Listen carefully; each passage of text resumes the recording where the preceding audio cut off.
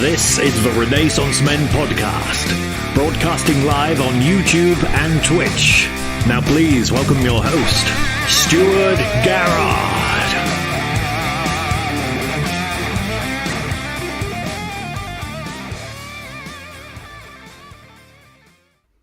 Good evening and welcome to episode 161 of the Renaissance Men Podcast. I am your host, Stuart Garrard, and joining me, as always, is my good friend, Jimmy T. Sainter.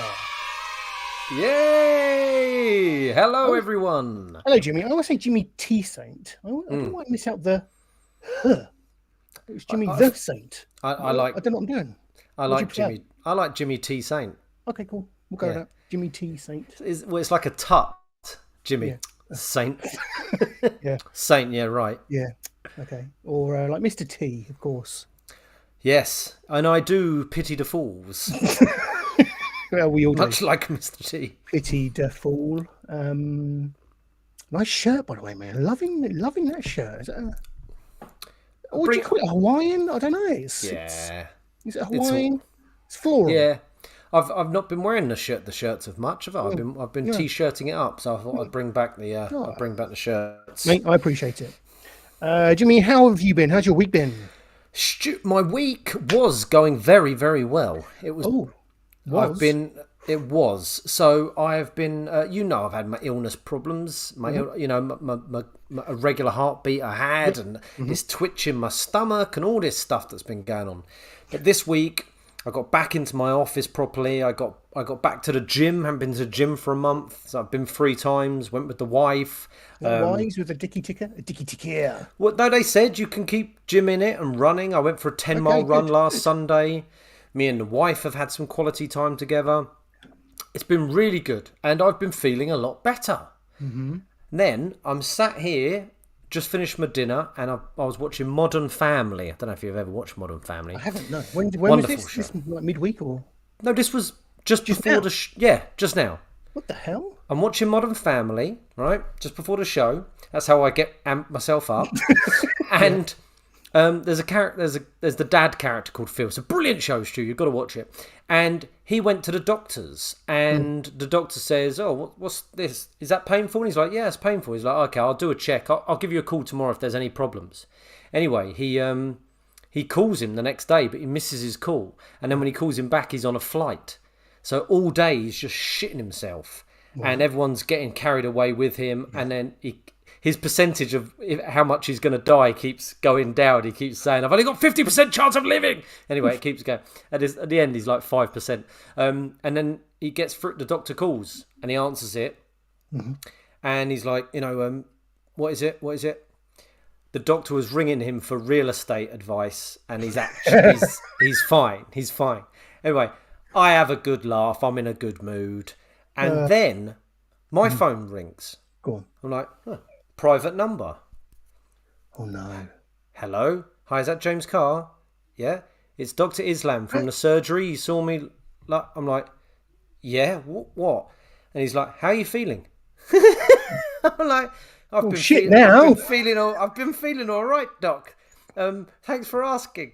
He's like, okay, any dizziness or any chest pains or any shortness of breath? I'm like, at the moment, yes. Why are you calling? He's like, I'm just checking in. When's your appointment with the cardiologist? February, okay. And you're on the beta blockers? Yes, I'm on the beta. Why are you calling? I went, was my bloods okay? Yeah, bloods were all good. And my ECG? Yeah, your ECG was all good. Okay. So, what? And he's like, well, I just want to give you a call and just say if you have any of these, if dizziness or painful chest or, do seek medical advice. I'm like, well, of course I would. Why are you calling me? And then eventually, English isn't his first language. I'm not doing the voice. I did the voice earlier to my wife. She said, don't do the voice. And I said, are you just calling me because you've got my notes through from the hospital? It was like, oh yes, they've finally come through, and you did have, an irregular heartbeat, but your ECG here was fine, and your bloods were fine there, and your blood. I'm like, well, you've scared the hell out of me. And he went, oh, that wasn't my intention.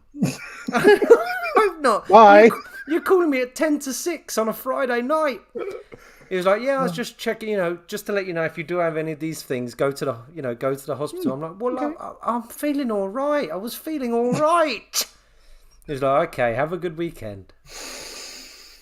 He must have been on a lark or something. Surely he's like prank phone call with his mates. Pissed up Muslim, very common. No, I think basically what had happened, was the hospital hadn't sent any of my stuff to the doctors. My ECG results, my blood test results, none of them had been sent to the doctors. So they were just going. The doctors was going on what I was telling them, and then I went in for bloods and ECG there. So now he's got that, and then eventually the hospital stuff came in, and he saw that I did have this irregular heartbeat months ago when I went, which I knew I did for 2 days. That's what he was ringing me up to check sort of if I was all right and just to carry on, and say, stay on the beta block. But, for fuck's sake. Yeah, they need to pick their moments, don't they? When would be good?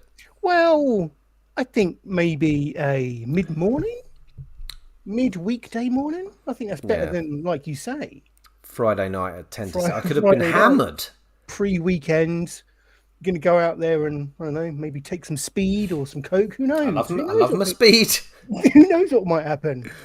It was an opportune time to tell someone that they've got, just to remind someone. The first thing you have to do, I think, when you do those calls is... don't worry. Yeah, straight away you go, hi, James, don't worry. I'm not ringing with bad news. But... Well, that's the thing. Whenever someone clarifies a conversation with that, there's usually a little bit of bad news. Yeah, that's true. It's fine. True. Don't worry.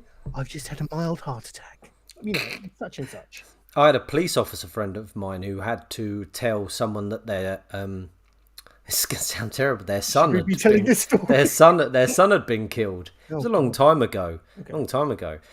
But when he knocked, him and his mate who were there got the giggles and had to run away. Knock down Ginger. Pretty much. Yeah. I like it. Good old coppers. But can you imagine, that's... Run! Shit! That's the worst. That's the worst. Probably the worst time to get the giggles. You'd be better off getting it at a funeral than that situation. I think you're probably right. But there you go. That was me. But actually, coming on this now and chatting to you started to calm me down. I got my 0% Guinness, which I highly recommend for any functioning alcoholics out there. Yeah. Very nice. I'm going Heineken today. Yes, Stu. 2 tins off. Lovely. So, I don't generally drink when I do the podcast, but it's been one of those weeks. It's been a long week for me. Has it? Yeah, a bit mundane, which is how I like it, of course. Let's not forget, that's how I like my life. But it's been very quiet. I think it's just like the New Year lull, isn't it? We've had the, Christmas and New Year's is out the way. We're kind of just relaxing back into our normal working routine. First kind of full week back in the office and doing things and living your life. And it's, I don't know, you get used to, over the Christmas period, you get used to either not working at all or working like a 2-day week for a fortnight. So it's been quite long and quite tiring. I know what you mean. Coming home and wanting to sleep, Jimmy. Is this the 40s? Is this what it is for us now? I don't know. I'm 35, but okay, I forgot. Yeah, forgive me. You know as well as I do that you're allowed to classify yourself these days as anything you want. Yeah, of course. Right? Yeah. So you're 35. Is that what it is? 35-year-old white male. Yeah. Okay. I think it's January. A lot of people have SAD, don't they? What's that? Seasonal affective disorder. Genuinely, I do get that. Yeah, well, I believe you, Stu. If anyone's going to get it, Stu, it's you. It's me, yeah. But I've noticed a lot of my friends have been a bit down. One of my friends told me today he was down. Yeah. I said, don't worry. I said, do you know what? I said, let's put something in the diary to look forward to. So we are not, so we can be excited about that. And we've tried to put a hike in the diary. A good 8 of us are going to go on a hike. Oh, there you go. Do you think you'll make it, though? To the event? To or home? Well, do you think you'll survive long enough to make it to the day in question? I hope so, Stu. I'm just trying to do one, get in the same mindset as these doctors who phone you at 5:45 on a Friday night. Dr. Islam. You son of a bitch. I feel like I kind of stomped all over your introduction there. Was there anything else you did this week? Let me How just was the gym? check. You said you'd gone back to the gym. How was that? It was. Do you know what? The first one was horrid. Nice there, but I felt a bit sick and dizzy. And I felt dizzy for a few days actually, previous to the phone call. So that did annoy me when Dr. Islam said, "Have you had any dizzy spells?" But after I've done 3, I'm feeling all right again. I'm feeling good. It's great. Everyone should work out. People should do it. Get the endorphins going. Get the endorphins going, Stu. A walk, a jog, some press ups, some weights. Weights are fun. Just some weights doing that. I do have some resistance bands that I bought probably about 2 years ago, under the bed somewhere, I think. Yeah, I thought he was going to say you've got clothes hanging on them or something. Hello, Tom. I find resistance bands a bit annoying. Okay, yeah. Like they're like saying you're trying to break and you can't break it. It never feels like they're doing anything. It feels a bit too easy. I don't know. Like having a big dumbbell in your hands feels like it's doing something. Yeah, you feel a bit more. I'm not using the right band. I'm just doing it too easy. Get some dumbbells, Stu. Get in front of the mirror and start turn into Arnie. Just exercising nude in front of the mirror, like in Die Hard 2. Imagine that, Stu. If we did like a 6-month body transformation for Stu, A glow up. we'd get so many views. So What many do you mean? views. I'm an Adonis now.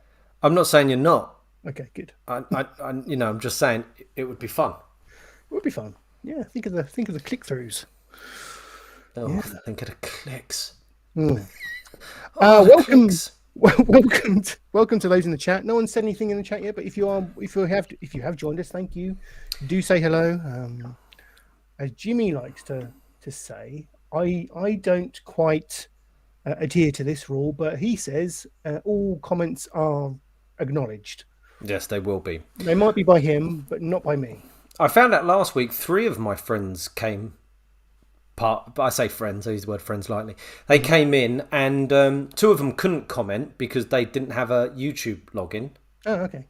You should And still I be did- able to do as a guest, I would say. I did find out that my friend Martin Coker was listening to us in the bath, and he listened to us for about 45 minutes to an hour, he said. I love knowing people listen to us in the bath. That's good. Yeah. He was in the bath, I think. Did he have a beer with him? I'm not sure if he had a beer with him or not. Maybe a pizza. Deep bath. Yeah, that's nice, isn't it? I thought because he just said hello and then didn't say anything, I thought, he came and said hello and left. Yeah, furiously masturbating. One could only assume.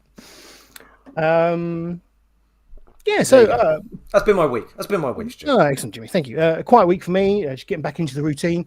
We, as a family, the Garrard family, we have kind of we try to refresh our outlook on things. We do kind of get in a bit of a rut. I don't know if you find as a family that sometimes you struggle for something to do of a day, and you think, we need some inspiration to go out and do something. We need, I don't know, give us an idea. We can't be bothered with that. Let's just sit in and watch a film. That tends to be what happens. And then if you're over a weekend, you can then do that on the Saturday and Sunday. And then you realise you've spent 48 hours in the house together and you want to kill each other. It's quite a mundane experience. I shouldn't use mundane. A very mundane murdering of my family. So, to kind of combat this malaise, we have come up with a new strategy in the Garrard house. We have produced, and this is a good tip for anyone, and I got this from some of my counselling sessions, right? It's right, you get a pot, and in that pot, we went out and bought a nice glass vase. We're going to decorate it, paint it, whatever. And we have written down some ideas. Right. And we're going to we've folded them up, placed them in the pot. And then when we come to a Saturday or Sunday when we need something to do, or any day, could be any day, in the hand goes, it's like the FA Cup draw. Yep. Wake up. Oh, peace and quiet. Okay. Ben wrote down peace and quiet. So that. Oh, Wow, your son wrote down peace and quiet. Are you and Amanda used to be running around the lounge, jumping on the sofas? Where's my Lego? Where's my Lego? But I know that does say something, doesn't it? When your 6-year-old is saying, "I just want some peace and quiet, Dad, please." No hitting, please. No hitting today. No touching. Okay. God. Joke. Banter. Get us banned. It's the bants. There's the bants done. That's the concept. So you put your hand in a jar, you pick out. It's good. It sounds good. They are normal ideas like go for a walk and play the senses game, or senses game being. Have you played the senses game? No. Great. Go. It gives you a reason to go for a walk. You tell the kids, right, as you're going through the woods or whatever it is, you say, list 5 things that you can smell. One of them is probably daddy. Dog dirt. Yeah, dog poo, daddy, fox mummy. Various poos, basically. All right. And then you go 4 tastes and 2 things you can see. That kind taste in the forest. Yeah. Did you run around licking trees? That's the one you typically leave to one. One thing you can taste, and they might have a lollipop or a chocolate bar. I don't know. But... Okay. So it's suggestions like that, little things. It doesn't have to be massive, does it? Play a board game, whatever. So that's kind of, we're in a positive mindset for 2023. That's what we're doing. That sounds great, Stu. I mock it, but it sounds great. You've got to do the little things. I mean, it's these little things that help your mental health, I think. Just getting out and doing something. Agreed. You with your body sculpting. Me with my peace and quiet. Licking a tree. Yeah. Hopefully both kind of help promote positive mental health. Anyway, that was my week. Sounds good. There we go. Oh, Jimmy, that was a good intro.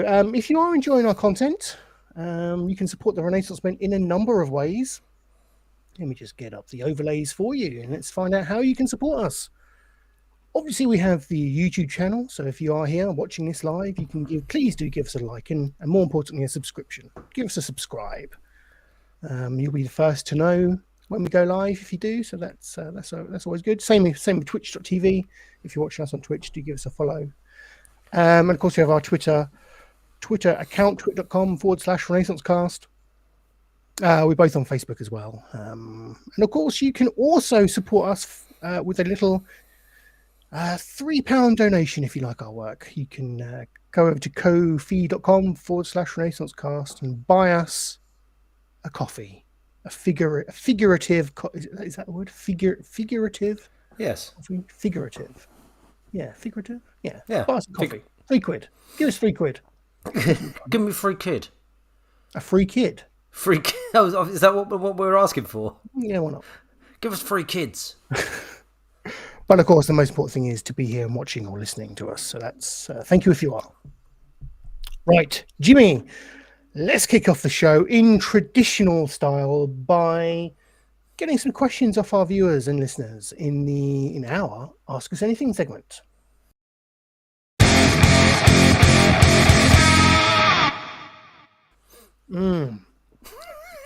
Refreshing. Jimmy, we've got some questions. Thank you. Good. I'm glad. Yeah, we've got some questions. We have one from Holly, and we have one from your lovely Ladies Who Latte. Which should we do first? Let's do the Ladies Who Latte first. Okay, let's do the Ladies Who Latte. So, anyone new to the show, explain who the Ladies Who Latte are, please. Well, there's a lot of Ladies Who Latte in my world. They're basically women who I have got closer to since lockdown opened up again, because during the first lockdown I started pushing my child a lot more because I was back on the island where I live. I wasn't going to London every day, and that kept on going. And I was working from home, so when I took a break, I'd take a walk or take lunch, take a walk, and I'd start to see old friends of mine having their coffees and whatnot. Women usually, because the chaps were husbands were doing jobs. And I started to have coffee with these, and this is all built out, and now I've got a set of friends who are women that my other friends find very odd. That I've got these women friends. So occasionally I have coffees with them, or drinks with them, or whatever. And we chat, and we gossip, and we have fun, Stu. It's fun. Yeah. Well, they have asked. This is a tough question. Who is the most attractive celebrity? Who is the most attractive celebrity? Now, I can tell you some of the answers we had. No, go on. If you wish. Yeah. It's going around. I can imagine a nice a sticky oak circular coffee table. Sticky. Yeah. What are you doing on it? Well, I'm there, Stu. I'm there. Yeah, tables and costers and stuff. They're sticky for something. Yeah, well, it wasn't. We weren't in a Costa. I mean, this was an evening one, to be honest. So ones that I'm not going to say who said what. I'll just give you some of them. Yep. Jason Momoa. Okay. Anthony Joshua. Sofia Vergara. Really? Okay. You know Sofia Vergara? I do. But you don't watch Modern Family? No. How do you know her? Yeah, I bet you do. I bet you do. Who else was there? Michelle Keegan was brought up. Okay. Yeah. That's about it, Stu. Have you got any that you'd like to add to that list? Male or female? Knock yourself out. No, okay. Ooh.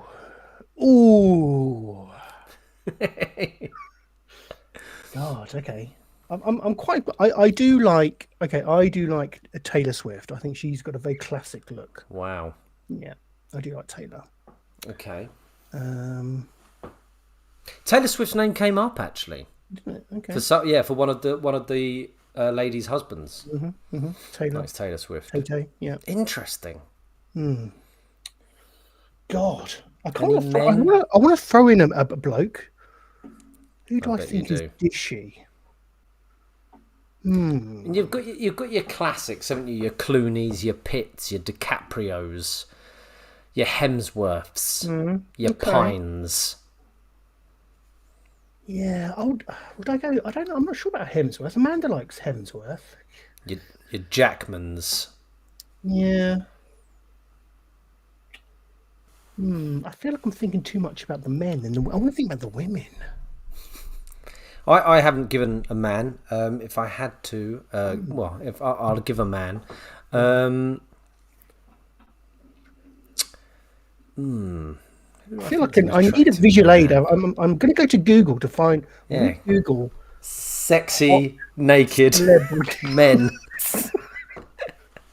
Hot celebrities. Okay. Who you got? Anthony Stewart Head was always one I thought was a sexy man. Do you know what? I do like Jennifer Lawrence. Jennifer Lawrence. I thought he was going to say Jeff Rowe. I do like Jeff Rowe. Jennifer Lawrence, eh? Yeah. Very similar to Jeff Rowe in her comedy. She's a naughty flirt. Bradley Cooper, he's a good one. He's a good man. He's a good looking chap, isn't he? Yeah. Chris Pratt. In Guardians 1, he looks great, doesn't he? Do you know what? I'm going to go indie era Harrison Ford. Oh, lovely. Yep. That's a good shout. Yep. I'm assuming it doesn't matter what age they have to be. It doesn't have to be current. No, you don't have to suck him off now, no. I'm going to go current Kirk Douglas. Yeah, leathery. Yeah. Old Leatherface. Amber Heard, she's quite attractive. How dare you? How dare you? No way. Anne Hathaway, I quite like Anne Hathaway. I think she's Beckinsale, Kate Beckinsale, she's lovely, isn't she? Yep. Zac Efron. He's a damn good looking man. Can't say no to him. In this list that Google has provided, there's mostly women. That seems a bit, I don't know, one-sided. It does, doesn't it? What about any wrestlers, Stu? I mean, we've given a good list of sexy celebrities there. What, any wrestlers? Because I always, whenever I'd watch it with the wife, I'd always be going, what about that wrestler? Do you think he's attractive? And she's like, no, she never found any wrestler attractive. And then eventually she thought one was not bad. Yeah, who's that? And she said, but it's because he doesn't look like a traditional wrestler. Okay. CM Punk. CM Punk. Okay. Nah. I quite like Adam Cole. He's got I was going to say Adam Cole. luxurious hair. Yeah, he's a good-looking chap. If we're talking ladies, I'm a bit of an Alexa Bliss fan. I was talking men, to be honest. Oh, okay. Yeah. Okay. Vince. No. Hulk. What I find incredible about Hulk Hogan iPhones, kind of a draw, to be honest. I just called him Hulk Hogan. What I find interesting about Hulk Hogan is when you go back and watch his matches when he's like 29, he looks about 50. He's always looked the same age, hasn't he? Yes. He's never looked young. He's never looked like a young man. Hulk Hogan. Hulk Hogan. What about like The women loved Kerry Von Erich, the Texas Tornado, didn't they? Rick Martel? The model. Yeah. Yeah. Shawn Michaels? No. Michael's before that business. What? Am I doing it? You are doing it, but what? Yeah. I've never noticed that. You've never noticed that one of his eyes is going down the shops and the other one's coming back with the change? No. Check him out. You've not noticed that? No, never. He's famous for it. Wow. Well, I know. Well, that takes him out of my scratching from my little black book. No one quite knows how it happened. I think the story is he whacked it on a table in a match on the announce desk on the corner, and it just went. A massive stroke or something. Well, there you go, ladies who latte. There's your celebrities. But overall, Taylor Swift, you're going with Swift? I think if I had to pick one, I would always go Swiftie. She's going to be your date for the prom. All right. Yeah. And what was yours? Who was yours? Sofia Vergara. Oh, that was your one, was it? Oh, yes. Okay. But I discussed this with my wife. It's not that I think she's like the person I'd most like to be with. Yeah. It's the person who I think is the most striking embodiment of a woman, like walking into a room. That's what we were sort of saying. Like, they'd have they'd walk into the room and you go, what? Would you do that? Yeah, I'd go 4. Is that how you got Amanda? Yeah. 4. Yeah. No, you just go, what the hell is that? No. Yeah, that's what I said. What the hell is that? We've got a question from Holly. I'm not being rude. I'm having to. It's on my WhatsApp, so I need to scroll through and find it. It says, if you were in a room with everyone you have met in your life, both alive and dead, so that's everyone you've ever met, who would you talk to first, and what would you ask them? Imagine the smell in that room. This room. You could the room with everyone you've ever met. It is a bit musty in here. You could play the senses game in there. I tell you who it would probably be someone who was dead who you'd probably say something first to, wouldn't it be? I imagine. I think so, yeah, because Jesus, they're alive again. I've got to speak to my nan or whatever. Well, Stu, I mentioned to you before that I've met Alan Rickman. No. Yes, you did. Yeah. And I'll just say, I know I mentioned to it before, but I'll just say it again. Costed him outside a show. Was watching a reading of the show Top Girls by Carol Churchill. And we saw him wandering out. And I went running up to him. And I went, Mr. Rickman. Hello, Alan. I must have been 16, I think. 16. And I went, actually, maybe 18. And I went, Mr. Rickman. And he turned round, like his scarf, like that, and looked down at me because he's much taller than me. And I went, can I shake your hand? And he went, like that, put his hand out, took my little hand, and shook it. And I went, I think you're brilliant. And he went, and just left with a flourish. He said nothing to me. I was nothing to him, Stu. I meant nothing to him. But he shook my hand. That was pre-COVID, obviously. So would you repeat that interaction again if you were in that room with you? I'd fucking ignore him. You treat him with the same disdain. Yeah, I'd go, not tonight, Rickman. Mm-hmm. Maybe that's what I'd do. He's the one I'd go to, and what I'd say is, not tonight, Rickman. I'm sorry, who are you?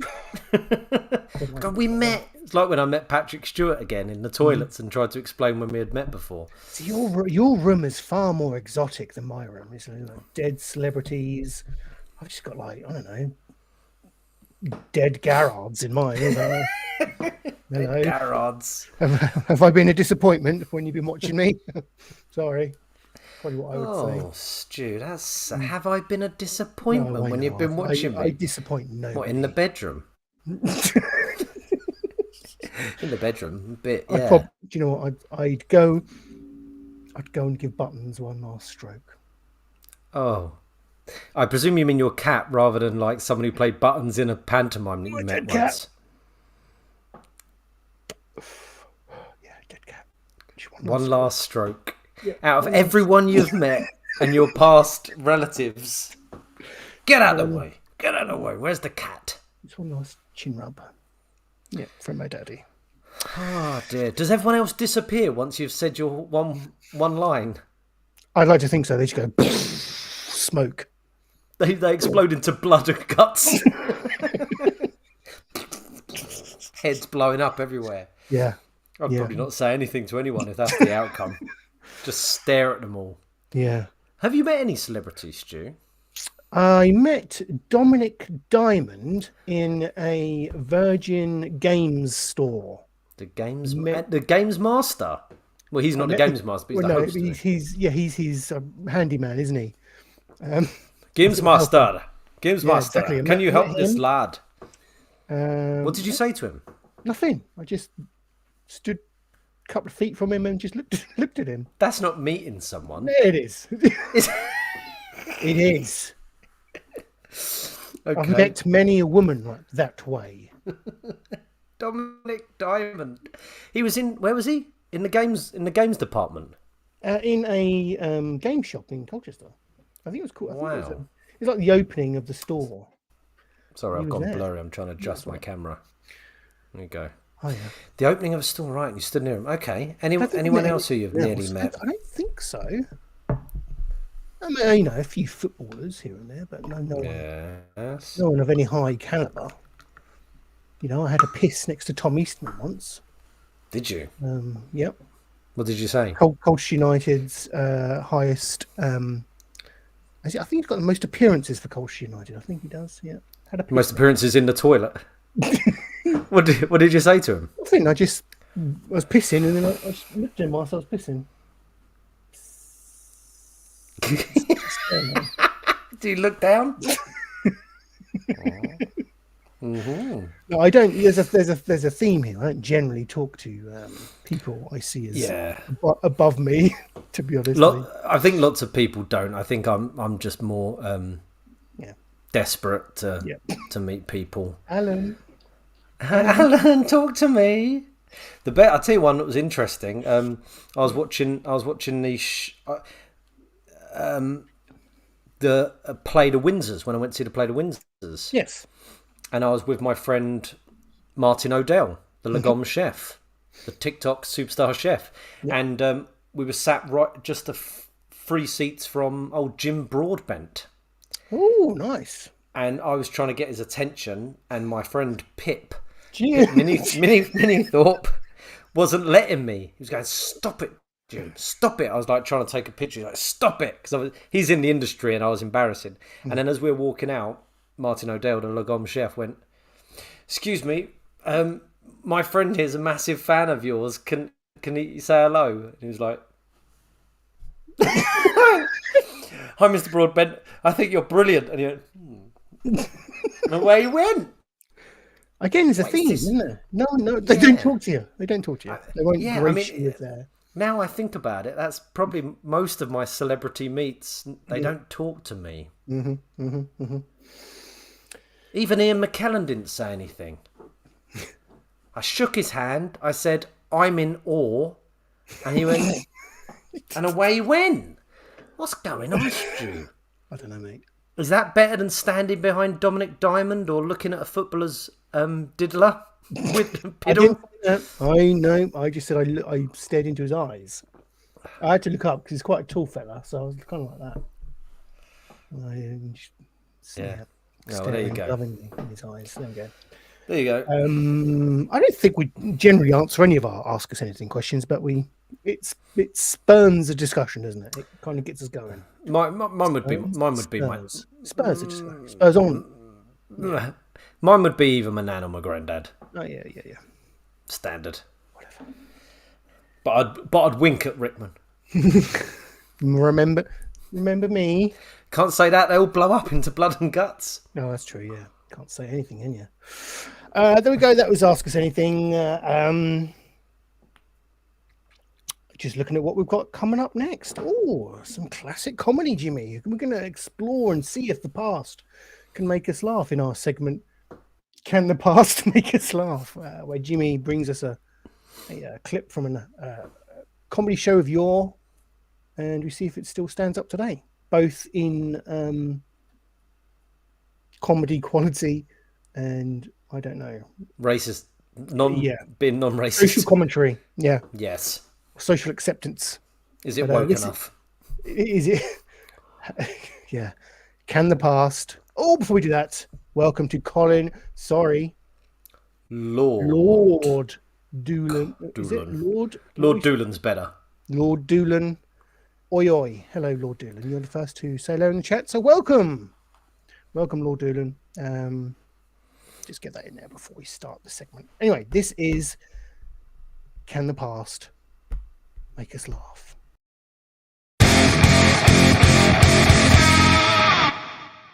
I don't know what it is about these new headphones, but they're really making my ears sore. I don't know why. Perhaps I've got them too high. I know, they were bloody expensive as well, weren't they? You pay for quality, don't you? Correct. Actually, these ones have these things over the ears. Oh, nice. You look like a mantis from if you keep them out. But they really flipping hurt. Oh, yeah. Anyway, Stu, can the past make us laugh? Yes, sorry. That's okay. Don't apologise.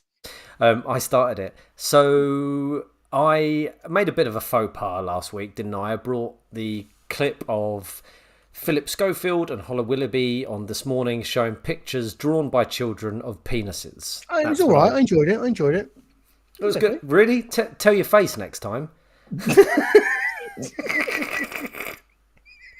I watched the show back. I thought you were frozen for 2 minutes. Right. Yeah, okay. Yeah. I was laughing. I'm joking. It was a faux pas. And do you know what I was going to do? Because I said we should get people to send us their kids' drawings of rockets or whatever. I was going to get my kids to do some drawings. I was like, how do I coerce them into drawing pictures of willies? I can't do that. That sounds... Yeah, that's crossing the line, isn't it? Yeah, I'll go down for that. So I've gone back to classics, Stu. Okay. I've brought us It's not just one scene. It is lots of bits of scenes. Oh, the best of. Arguably. From the wonderful show from the 70s. Are You Being Served? Yeah. Well, are you being served? Let's serve this to the audience. Yeah. There she is. The pink rinse. Mrs. Slocum. Yeah. Are You Being Served? Look at it. Best innuendos and one-liners. Yeah. There's going to be a lot of in-men in here. I can only imagine. A lot of in-men. Yeah. Okay, so let's find out if the comedy classic, I'm going there, Are You Being Served, makes us laugh from the past. Okay, let's play this. My pussy facilities for her confinement. There we go. Straight up. I'm afraid there's no possibility. Yeah, bravo. Mr. Granger wouldn't say dear sexy knickers. You'd say dear sexy bloomers, wouldn't you? I don't know how to wear me braces. Should they be like that or like that? You've got a problem there. Well, you're lot supposed to be men. You should know. We haven't got the same problem. Why don't you leave them off altogether? If I did that, me trousers would fall down. That could be the gimmick we're looking for. I stood on a corner and I lifted my skirt and showed a bit of stocking like Marilyn Monroe did in Bus Stop. What happened? Bus crashed. And I had to make a statement. The same thing happened to me once with a Centurion tank. There are, missus. Room for you and a friend. What awful common things. Oh, well, I suppose they're better than nothing. I think I'd prefer you in nothing. You will wear pyjamas tonight, Miss Brahms. Suppose there was a fire and you had no clothes on. Oh, I'll be first to be rescued. Good morning, madam. Are you being served? Just having a look. So's he. Trousers, they're too tight. Do you use a shooting stick much, sir? Yes, they're catching, yeah? Well, under the... Yes, definitely. Yes, well, Fortunately, they vary in size too, sir. The trousers I mean. why me? Oh, there you are, you see. When it comes to action, he's all talk. I shouldn't count on it. He didn't say much when he got me in the broom cupboard at Christmas party. On the wobbly slide. Pauline Fowler was a sort, wasn't she? Up and down on the wobbly rocker. You have to have two or they won't wobble. Mrs. Slocum has been hotly pursued, which hasn't happened for years. Oh, look. It's a diamantic collar for me pussy. I never have any trouble in getting up in the morning. My pussy's just like an alarm clock. Did you find what you were looking for? Trying at that point. No. But wearing this, I have high hope. Stop him, Captain Peacock. I will not have rough workman's hands inside my bra. It could be your last chance. Whatever size is it? Says here, clean. Klein, Miss Brahms. That means small.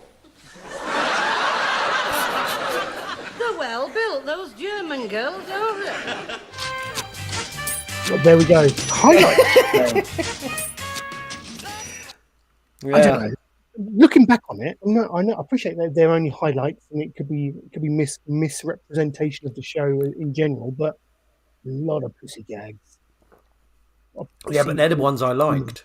Yeah, they were the best ones. Granted. Yeah. Because that woman saying "my pussy this, my pussy that" is funny. Yeah, and I think it's because she knew what she was doing. They knew what they were doing. What? And they just Mrs. Slocum or the actress? All of them. They all knew. Yeah, that's the joke, isn't it? Yeah, I suppose it is. Yeah. You didn't think they actually thought they were talking about her cat? Her cat. Pauline Fowler, though, in it. What to make of Pauline in there? I know. I didn't realise. I don't know. I wouldn't say she was. Well, I don't know. She's a bit of a sort, I suppose. But very risque as well. Well, they all were, weren't they? I suppose. But yeah, it was quite rude. That's quite a filthy show, and it was on at like 7:00 as well, on a weekday. Do you think, like, if you're a kid watching that in the 70s, you wonder what the hell Mrs. Slocum's going on about? You genuinely think they're just telling jokes about her cat? It depends. I don't think at that point the word pussy was as widely used for the female vagina. That's a good point. Did Mrs. Slocum start the trend? Because you get a lot of... Because I don't remember it being mentioned in a lot of films like that. No. Pussy. But she really... She must have popularised it. I reckon there is a bit of that. Because, yeah, I think you're right. I don't think there is much... I can't believe we're having this conversation. When did the word usage. Pussy come into the British vernacular? At that point, it couldn't have been that... Maybe it wasn't really used for that at that point. Maybe it was like... It was... I bet you she had some some influence in making it popular. Gotta be. Yeah. That program really did. I say her, the program, you know? Yeah. Because Pussycat was a thing. Pussycat, we still say that, Pussycat, don't we? Puss.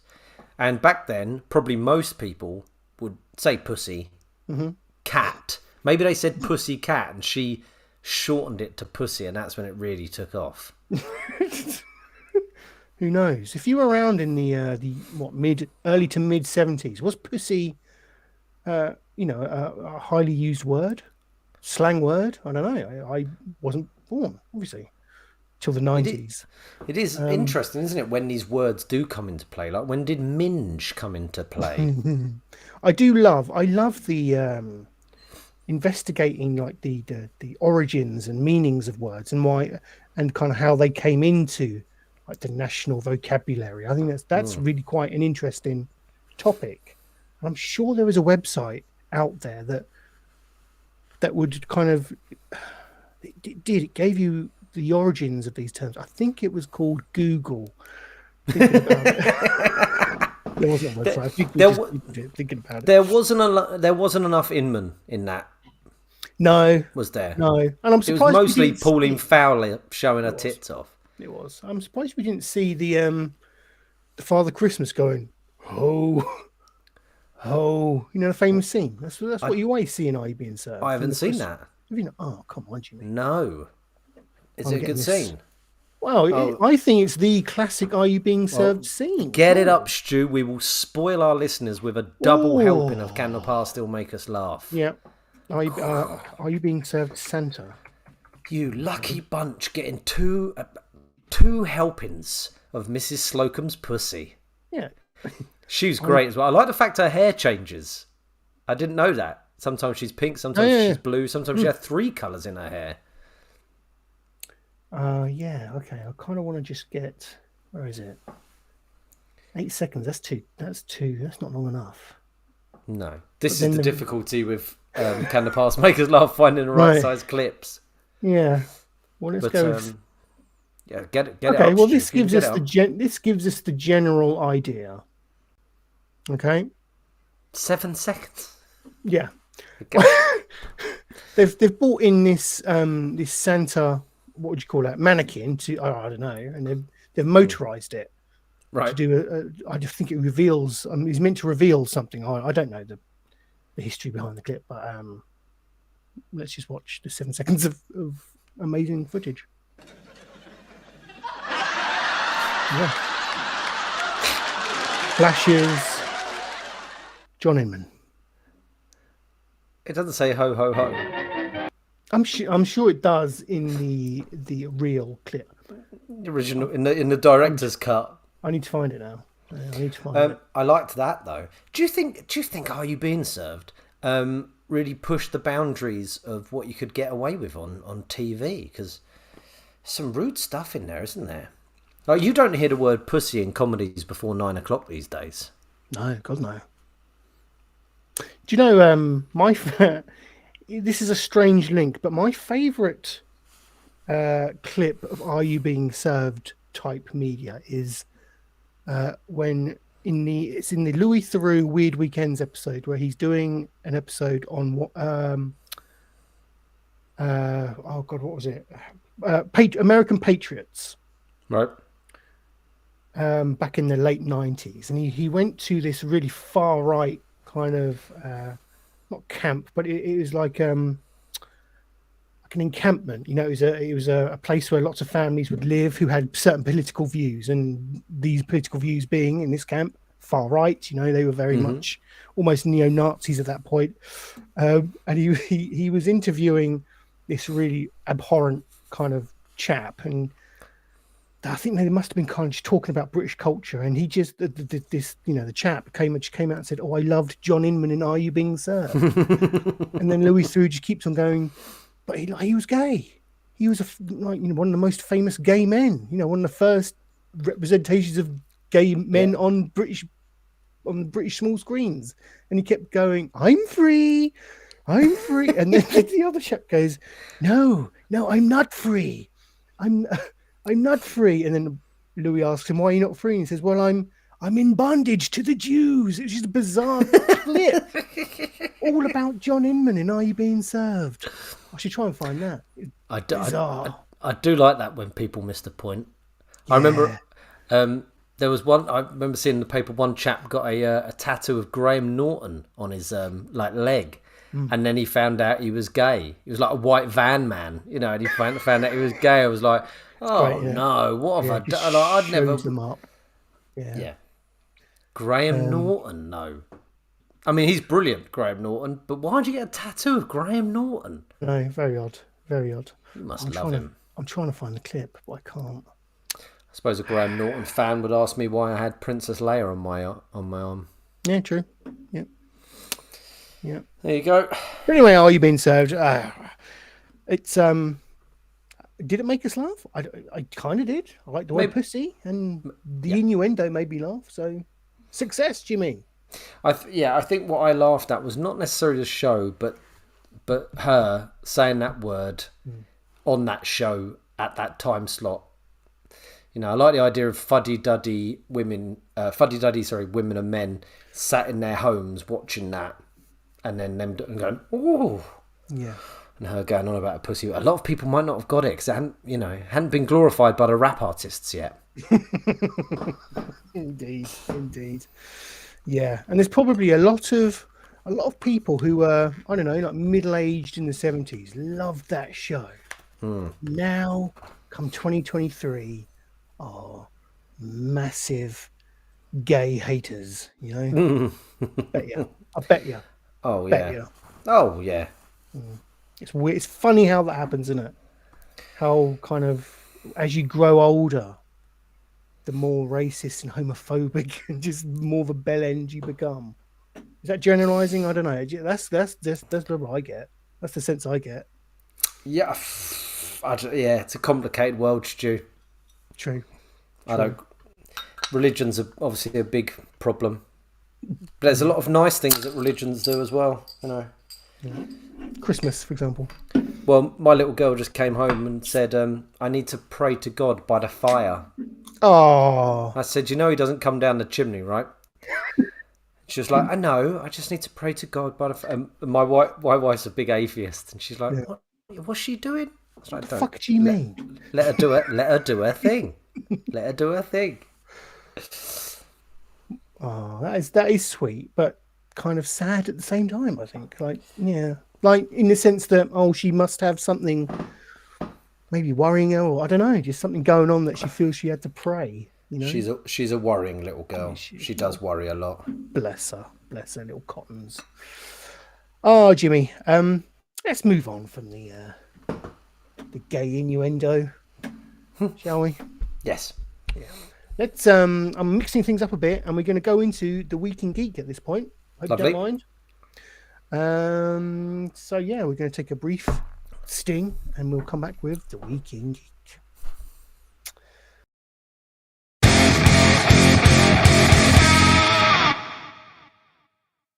Here we go. It's the Week in Geek. It's that segment of the show where we discuss some of the goings on from this past week in the world of geekdom.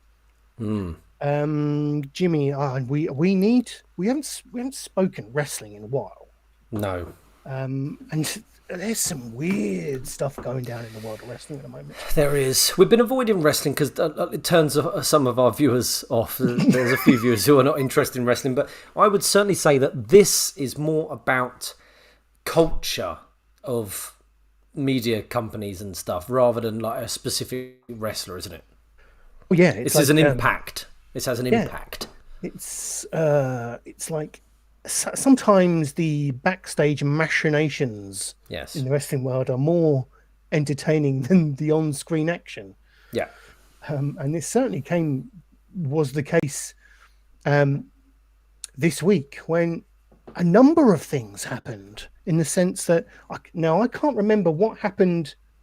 I can't remember the exact timeline. I don't know what happened when, but we're just going to reflect on what has happened. Yeah. Get rid of that. Go away. So Stephanie McMahon, who was, what was she? She was co-CEO, wasn't she, with yes, Nick Khan. So she's stepped down on or around the same day that Vince McMahon, the chairman of the board, he is Mr. Pro Wrestling. He owns the WWE. He's the man of the business. He had stepped away from the company. He'd retired from the company. He had retired because of sexual allegations. Exactly, some sexual assault allegations that he had maybe been a bit frisky and had maybe paid off a few girls as well to. Not maybe, Stu. He had definitely paid off. Yeah.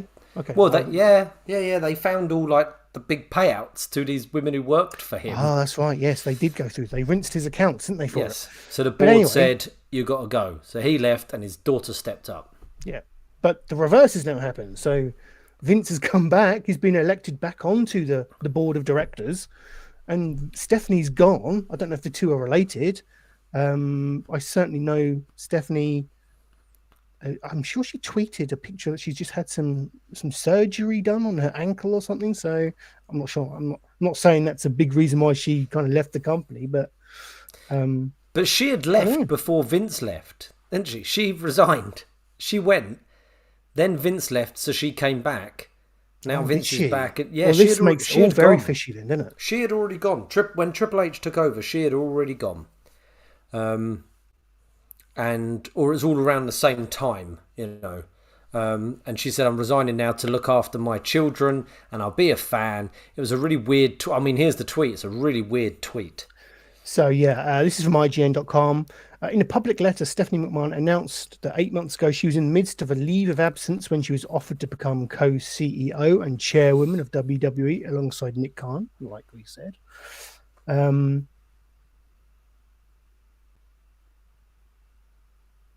Citing Levesque's current tenure, so just Paul Triple H Levesque, and the return of Vince McMahon as executive chair of WWE, Steph has announced that she has decided to return to my leave and take it one step further with my official resignation. Okay. So so I read that as, when Vince left, she stood up to she kind of took on the mantle to maybe sail the WWE through these turbulent waters.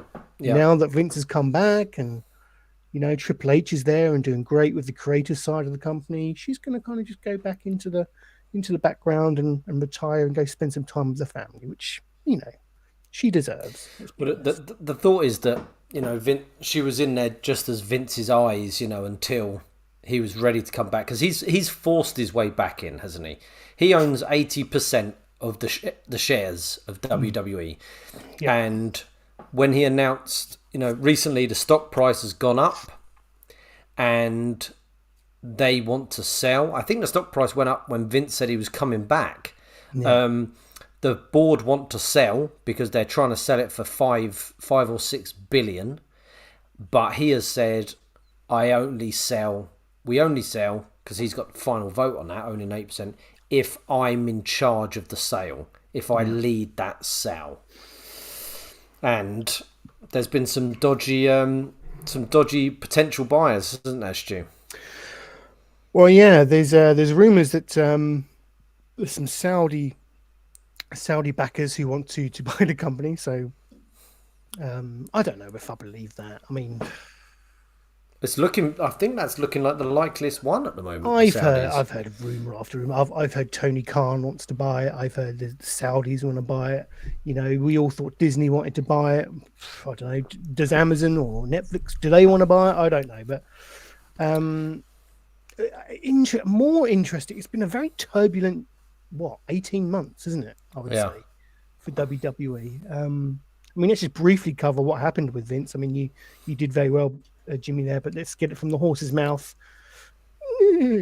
Her resignation followed the announcement that former WWE CEO Vince McMahon was officially returned to the board of directors alongside Michelle Wilson and George Barrios. McMahon retired from his position at WWE last year following allegations of sexual misconduct, but has returned to explore a potential sale of WWE, just as you've said. It doesn't go into any more detail than that. Did I read that his first act was to fire some board members who were kind of behind his investigation of the sexual misconduct. A few people went. Yeah, they announced that with Vince coming back, nothing was going to change. And then I think they got rid of the head of HR. Like not even a joke. I think they got rid of the HR manager. And he brought a couple of people on board to the board of the board. Those two names that were just mentioned, he's brought because there'll be people that will back his what he wants. With regards to buyers, there's not a lot of people. There's not a lot of possibilities really. Like AEW with old Tony Khan. 5 billion, 6 billion, like that. That's his dad's money that he bought AEW with, isn't it? That's not Tony Khan's money. Yes, it's correct. His dad's money. Who owns Fulham Football Club and the is it the Jacksonville Jaguars NFL team? I don't know if they own any other sports teams. The Jaguars are Jaguars. They're worth something. I think it's like 3.5 billion. The Jaguars are worth. But I don't. What I've heard, they haven't necessarily got the capital to just go. There's 6 billion. Like who has got that sort of money? Sportsbettingdime.com. This looks legit. Okay, let's run through some of the front runners of who could potentially buy WWE. Disney, Comcast, and Disney among the top suitors, according to Graham GSM Matthews. This story was from yesterday, in fact. So there's Vince strutting. Okay, odds for who will buy WWE. I'm not sure what these mean. These numbers on the right mean, but let's just list some of the potential suitors as I've put them. Comcast, Disney, that Sovereign Wealth Fund of Saudi Arabia. Surely the higher the number, the more chance, right? They're going up. Oh, it can't be. Why would Tony be? No, it must be the other way around. Yeah, so according to this, they're saying Comcast are the favourites. Is that what Who are Comcast? I don't know. Who are Comcast? I've heard of all the others. Yeah, Comcast. Let me Google it. Let me have a look. So we've got Comcast at the top. Next, we've got Disney. Yeah. Disney seem like a potential choice because they're buying up everything, aren't they? And that would mean the network. I wonder if all the network would go onto the Disney Plus app, or they'd... Possibly. They could have, like, it could be a new section, couldn't it? You got Marvel, Star Wars. You'd probably be smarter keeping it separate, though, wouldn't you? Because there's already the subscriptions to that, and a lot of them probably got Disney already, so you don't want to half your earnings. So Comcast is like NBC, Peacock, that kind of conglomerate. So that would make sense because the WWE stuff is on Peacock in the States anyway, isn't it? Yeah. So that's the Saudis. Saudis there in third. Endeavour, they're a huge company. They buy up anything and everything. Amazon, Netflix, Fox, Warner Brothers Discovery, Liberty Media, Dwayne Johnson, Redbird of Redbird Media. It must be his own. I don't know, his own company. I don't know. Redbird Media. I've never heard of it. And Tony Khan. Has The Rock got 6 billion to spend on? Well, I guess it would be The Rock and a number of other investors. I guess. Yeah. A consortium. I don't know. Who would be your ideal choice there, Stu? Ideal choice, I think, is Disney. Personally, I just like having everything in one place. I love having my Star Wars, my Marvel, and I'd love to have my If they could throw WWE into the Disney Plus subscription, that'd be great. I'd be happy with that. Yeah, one less subscription, isn't it? One of the things that will come with the buy will surely be, yes, you buy it, but I'm in charge, says Mr. McMahon. I have heard that. I've heard that certainly with the you've got to take a lot of these rumors with a pinch of salt, haven't you? But I have heard that potentially if the Saudi money did come through and the Sovereign Wealth Fund of Saudi Arabia, whatever that is, buys WWE, that they would insist that Vince comes back in some creative capacity. Who Vince will insist. But I'll be honest, who else can run that business?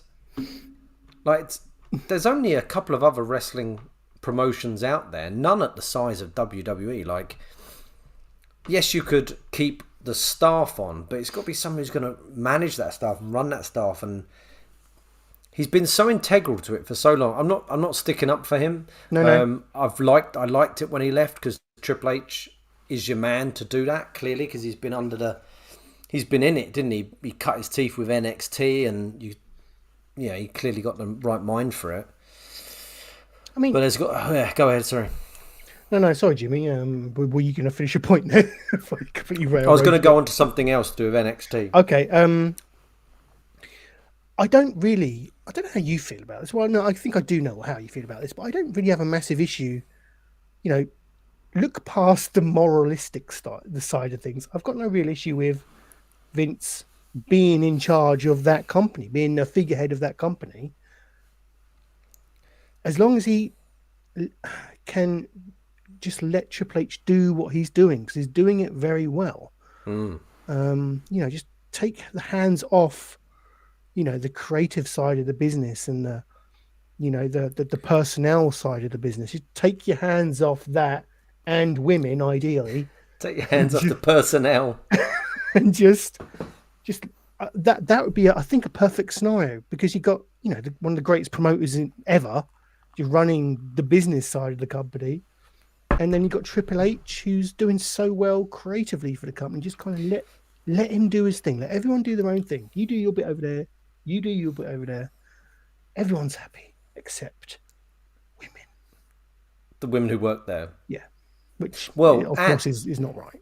And the thing that I was going to go on to is, clearly Triple H didn't know that this was going to happen, because all the people he's brought back who Vince fired, William Regal is on his way back. That was clearly the Triple H thing, because he was his guy down in NXT.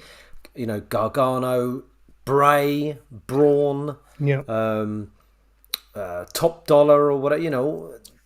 Who else has been brought back? A lot of some female wrestlers. Shotzi, was she brought back, or the one who teams? There's been a lot he brought back, and they must be shitting it because Vince fired them 12 months ago. But do you think he'll stick to his word? Or do you think he'll say, right, I'm here to administer the sale of this company in mid to late 2023. Do you think at that point he'll say, right, enough is enough. I will now retire. It's your company now. You do what you want. I'm off. Unless they give him a massive contract to stay on. And no. I think he'll be in it. He'll have to be in it. For him, they're not in the pie again. This has been his plan all along, because everyone said he'd never retire, didn't they? Everyone said he will keep going till he dies, and everyone who said that was shocked when he retired. But here he comes back. He's back. He's the hand out the grave. I'm back. It's funny, isn't it? Because I kind of want him on TV again. I want to see, because just the sheer gall of the man. You just sort of want to sit and go, unbelievable. He's come back on. You just know he's thinking about, right, when can I come back? When can I get back on the screen? He just had his best WrestleMania match ever with who did he fight? Stone Cold? No, that's Kevin Owens. No, but Stone Cold came on and gave him the stunner, didn't he? And he just collapsed. Oh, he did, didn't he? It was Pat McAfee versus the young lad, TJ Hooker. Austin Theory. What's his name? Austin Theory. And then Vince came on. It was Vince versus Pat, and Vince booted a ball in his crotch. Collapsed like a mannequin. Yeah. A wet potato, a wet sack of potatoes. Yeah. Then Stone Cold. Yeah. So, bring Vince back. That's what I say. But no, he'll definitely want to be involved still. Yeah. He can't not. This is his way back. Because I didn't know it was just because of the board that he left. I thought it was like he had to leave because there was more scandals coming out, and it was like this is going to go wrong. I get the sense he was badly advised to maybe leave when he did, and I don't know. I feel like he's clearly had a bit of a grudge, and he wanted to come back, and now he is, and God help us all. Cross yourselves. Yeah, it's a messy time. Messy time. Let's see what happens. We'll keep you informed, probably. But saying that, it's the Royal Rumble coming up soon. Yes. Mania season. Cannot wait. That's his return. I haven't been watching it. Funny enough, as good as Triple H has been doing, I really haven't watched it for some time. But I think that's just because there's too many other things in my life that I'm invested in at this point to commit to WWE stuff. But yeah, it's fair enough. Jimmy, you've got some quick fire news tidbits for you. Have you, Stu?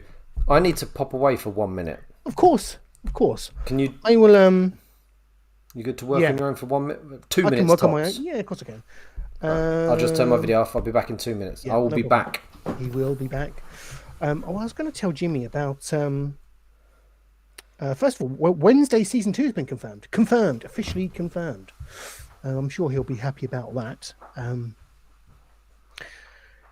Yes, Lord Doolin, we just discussed Tony Khan in talks to buy WWE. It's a crazy world, isn't it? We went through the list of the runners and riders in the buying of the WWE stakes. Comcast, Disney, the Khans were a rank outsider, to be fair. So I don't know. I don't know who to believe. Who do we believe? Who would want to buy WWE? Do we think that company name and do we think that brand is a bit tarnished? I don't know. I kind of think it might be. You'd certainly have to do some kind of rebuilding of the brand image, I think. I think I've suitably waffled enough. I think I can hear. There he is. Thank you, Jimmy. Doolin Lord Doolin just chiming in there with Tony Khan in talks to buy WWE. And, yeah. I'd love Tony Khan to buy WWE. I'd love it. It does create a lot of potential for, lots of different, a lot of creative potential, doesn't it, Ollie? I think it'll be a mess. I think it'll all go tits up. But just in terms of watching that mess and seeing those wrestlers and doing the war, the only reason I couldn't see Vince selling to Tony because of Tony would be able to say I won the war like Vince did back in the day, and Vince, I don't think he'd ever stand for that. Vince's ego is what would stop that, wouldn't it? Yeah. Sorry. No, it's fine, mate.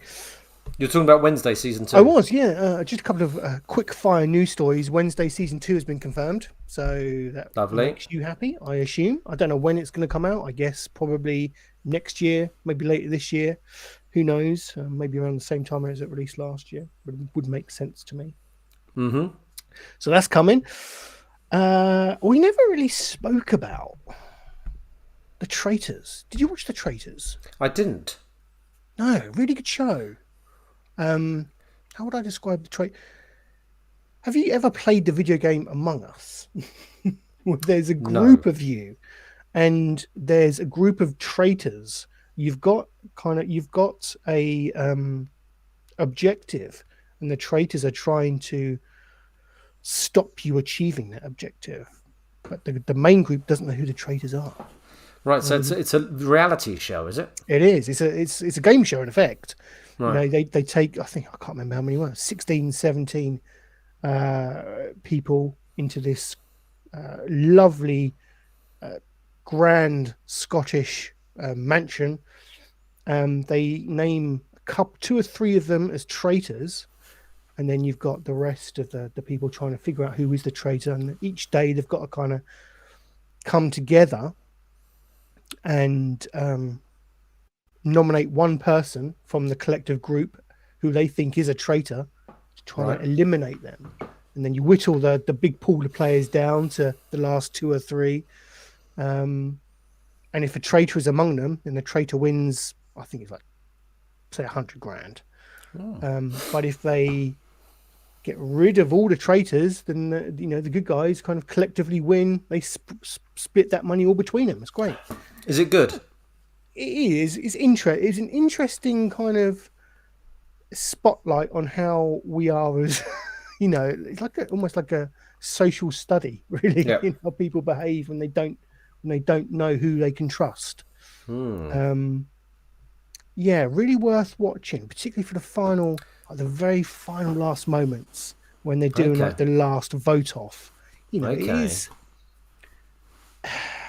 is reality TV, so your mileage may vary. You might not like that kind of stuff, but I genuinely don't. I'm not a Love Island fan.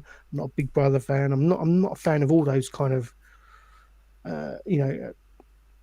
reality TV shows. But this had something different about it, and I think it was the uniqueness of the idea, and it was the like I say, there's the social dynamics and kind of looking into those and seeing how people react to certain kind of situations and who they can trust, who they can't trust, and how they act under pressure and under accusation.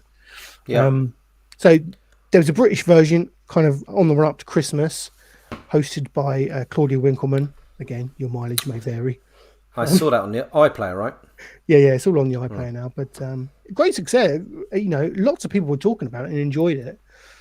The news I'm bringing you today is that the BBC are bringing the US version to the screens as well, and I think that has more of a celebrity angle to it. Right. But it's more Traitors, and because of the popularity of our series, they've brought the US one over. So people are excited about that. I might check this out. I might check it out. Yeah. That's it for news. I was going to check if there was anything breaking today, but I haven't heard of anything. So no one's dead. Forgive me if anyone's dead. Oh, Lisa Marie Presley is dead, isn't she? She died. I saw it came up saying Nick Cage reacts to Lisa Marie Presley's death and his ex-wife, and in my head I went, did she die years ago? Like in my head it was just him doing an interview. Right. No, but I didn't know she was married to Nick Cage. She's had a double one. I mean, Nick Cage and Michael Jackson. That's a combination, isn't it? He was Elvis obsessed, isn't he, Nick Cage? Right. So he went the whole hog. Yeah. And sullied his daughter. Yeah. Right. Okay. Fair play to him. Yeah. So she's only 58. God rest her soul. And really, God, she looks much older. Yeah. So I don't know what she died of. Maybe I wouldn't like to speculate, but I think she was at the Golden Globes. Not Golden Globes. Really? Yeah, was it the Golden Globes? It was, wasn't it? Who's she currently married to? Like some oil baron or something? I have no idea, mate. I have no idea. Metal Maniac, welcome. With some breaking news, Evil Knievel's son died too. Oh God. Evil Knievel. It's a fucking bloodbath today. Isn't it? Welcome, Metal Maniac, by the way. Lovely to have you with us. We've just spoke some wrestling. You missed all that, mate. So, Evil Knievel's son. What did he die of? I assume you over elaborate bicycle stunt. Yeah, you got motorcycle stunt. I was listening to a podcast with Johnny Knoxville earlier. I do like Johnny Knoxville, and he was talking about when he rode a motorbike for the first time. He said, and it was in a tribute to Evil Knievel, and he went up a ramp. The bike went 20 foot up above him. He went up as well, and then the bike came down, and the handlebars snapped his urethra.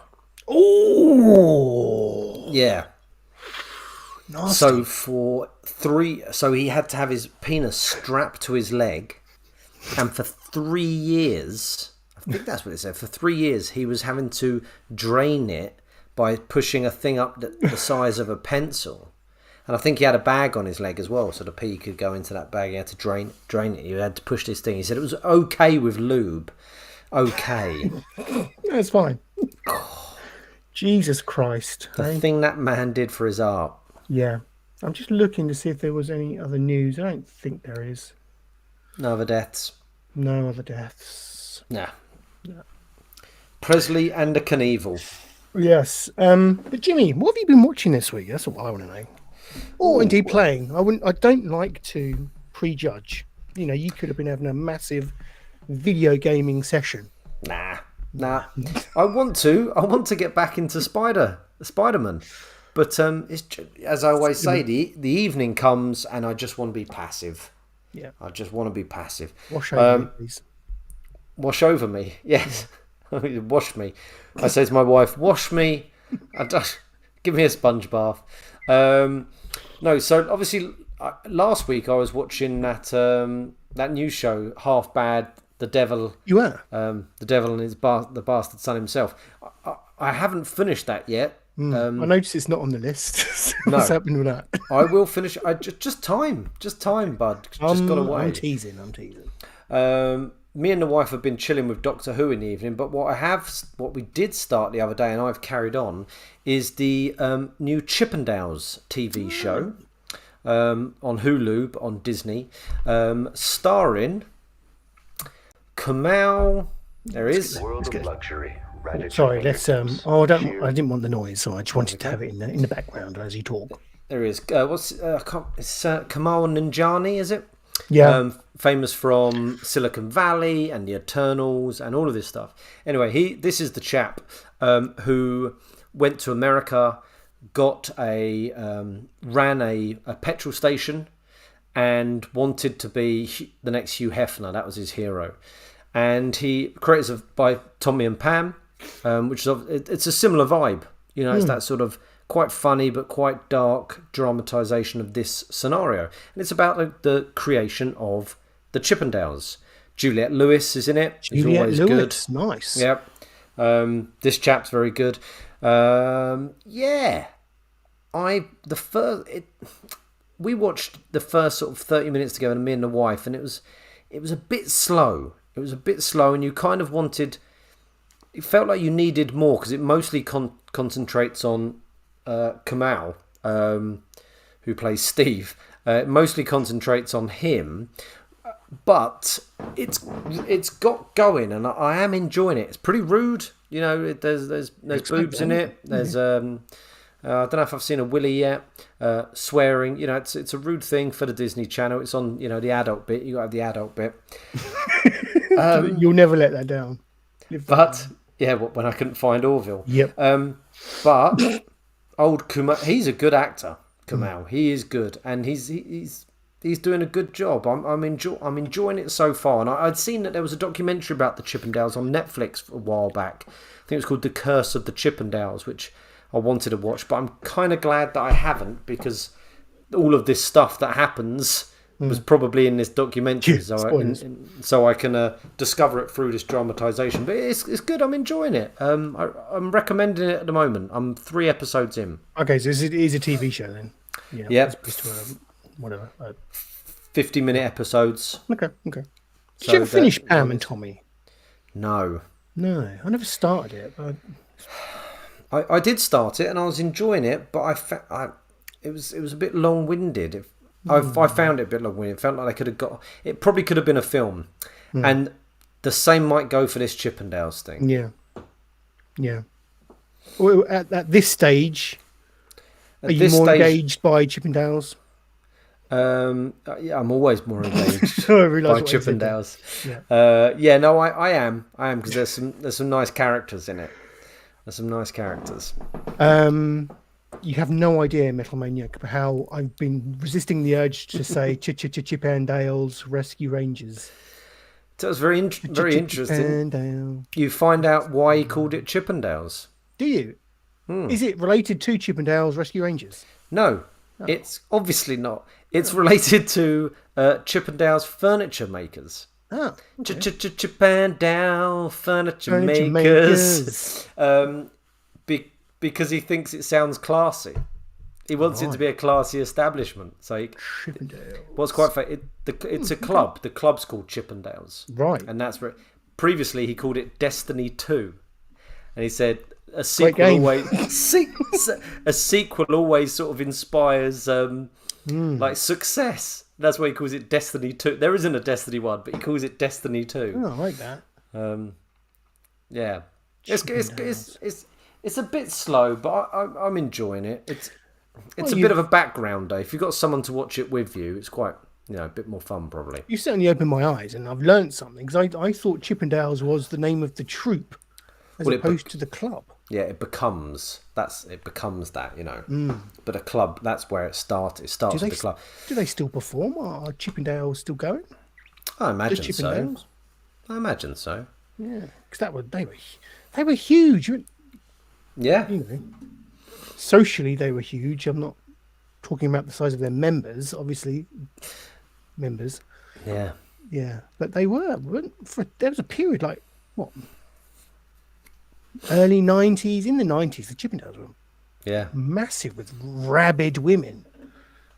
And they were like the male equivalent of the Roly Polies. Do you remember the Roly Polies? That's a concept that wouldn't work these days, isn't it? Yeah, for the young people out there, the Roly Polies were a dance act of. They weren't half naked, were they? I don't think so. Wasn't it more burlesque style? Yeah, I guess I'm going to have to find them, aren't I? And they were larger ladies. But I say larger ladies. I bet if we look at it now, they will not be large as in today's standards of large. Mm-hmm. When you've got like My Half-Ton Life and stuff like that, they were just rounder. But they were older women, weren't they? They'd appear on shows like You Bet. No, what sort of shows did they pop? What sort of shows did they pop up on? Like light entertainment shows on a Saturday evening. The Generation Game.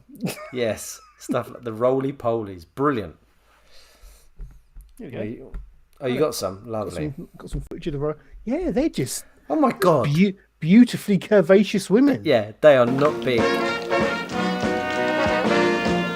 That's not burlesque at all, is it? The tap. Beautiful.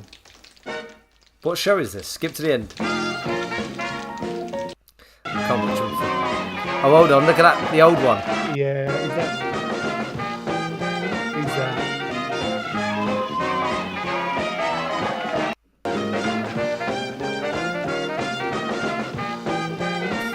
No, she's one of the Roly Polies.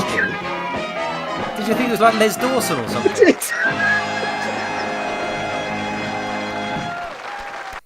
I thought one of Hale and Pace had come in or something. Oh, well, Les Dawson came up next.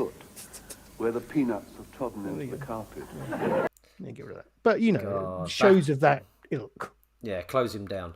God, I miss TV like that. I miss the Roly Polies. Yeah. I think they was on the Russ Abbott show, were they? Yeah, that kind of stuff. What the hell were we talking about? Oh, the Chippendale show.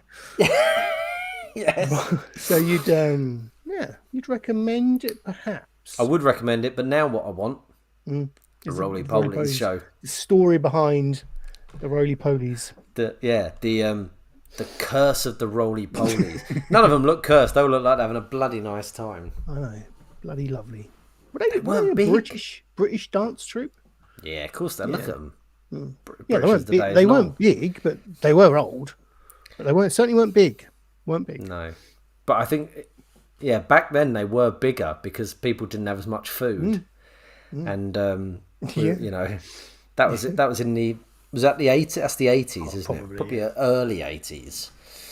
So people weren't as fat as they are now, and I'm not saying that's a bad thing. No, people are bigger now. We've got more food. We've got more choice. Yes. Back in the day, they were grotesque.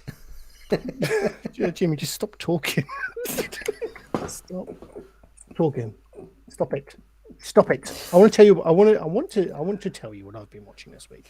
A couple of two very different shows, really. First up is a documentary series on what's this on? Discovery Plus. Is that what it's called? I think so. I think you get it as part of your Sky subscription, but it's got like all the it's got your Dr. Pimple Poppers, My £600 Life, that kind of stuff. The behind the scenes with the Roly Polies, those kind of shows. But what I've been watching is a show called Undercover, Underage, which Right, you stop talking now. sounds as sleazy as it does, but no, it's an interesting. Is it interesting? No, it is interesting. I enjoyed it as a show. I don't know. I feel a bit filthy about the concept. I'm not sure how I feel about it because it's what is it, like a 6-part docu-series going behind the scenes with this American non-profit organization spearhead by this lady called Rue. I'm not sure how you're spelling that, but she is a 38-year-old woman of mother of 3. Jimmy, you paused. Your screen paused just as you looking to your left in horror. But she's a 38-year-old woman of 38-year-old mother of 3 who poses as 15-year-old girls of various different profiles. She has a variety of profiles, and her gang of web sleuths go online and honeypot pedos into kind of talking to them and sending them explicit messages. It's like typical pedo hunter type fare. And it's quite interesting in the sense that, oh my god, it's given you this kind of view into this horrendous world that we live in. It's quite a troubling watch, when you see these 20, 30-year-old guys just chatting to what they know to be a 15-year-old girl. But so it is a tough watch, but it's her pretending to be a teenage girl that myself and Amanda just were transfixed by. We couldn't understand whether this was just one massive ego trip where she was just going online and making herself look young. Oh, so they'd see her, would they? They would. They'd like have video chats, and her whole team is so technically advanced. I've got some footage of her here. Please. How did she make herself look young? She does look quite young. She's a very young-looking 38-year-old. This isn't her. This is from footage from an interview that they gave with this Rue woman. Here's Rue. So here she is. That's Rue. This is her team. Kind of, she has a whole team of makeup artists and post-production kind of editors who touch up her photos because they prepare all of these fake social media profiles to kind of hook in the men, and it is men that do this. It's a strange thing that they do. But the real sad thing about this is they always do the thing at the end of the show. There she is, just talking to someone. At the end of the show, they always give like an update on what's happened with the investigation. Because these chaps will typically send them a picture of their knob or something. So that at that point they're committing a federal offence or a criminal act. So at that point, the team will send off the footage to the law enforcement authorities. Yeah. And then you just get this update at the end of the show saying, "Oh, no charges were sought against such and such." Hardly any of them get charged with any offence. It's quite sad, really, because they're clearly doing something because you're seeing it. Happen live, not live, but happen on the show as we progress. But it's a funny old show. It's very strange, but quite compelling in that. At the same time, it sounds similar to Catch a Predator. Yeah, it is. To Catch a Predator. Yeah, I've heard comparisons to that. There's Rue on the right there. Yeah. But To Catch a Predator, he'd go out and interview them. Like they'd get the man to come to the house, and they'd have a decoy girl, and then he'd come out and interview him, and then they'd walk outside and they'd get arrested. They'd have the police outside ready to arrest them. It's very funny that you mentioned To Catch a Predator because I think I was on it. No, I need to extend that sentence, didn't I? I think I can't remember what I was doing. I think I was reading a Reddit thread or something. I was a Twitter thread about To Catch a Predator, and that stopped because somebody killed themselves. Yes. one of the episodes when they revealed him to be a predator, he just got a gun out and shot himself. So that's why that show ended. And then someone in like the thread of the conversation said, "Well, have you tried watching Undercover Underage? It's very similar to Catch a Predator." So that's kind of how I discovered it. There was a TV show as well on BBC called the Paedophile Hunters, I think it was called. Okay. And that was some young lads up north. Now they were like, yeah. So what we do round here is we wear our baseball caps and we catch paedophiles. Like it was really weird. It looked like the cast of Brassic or something, but they would do the same thing. You being on Thingy, I think. Sorry, Lord Doolan. Stuart's never been on Catch a Predator. No. Yeah, but again, there was a guy who hanged himself. He did go off and kill himself, and his wife was furious at them for causing this issue. But it's.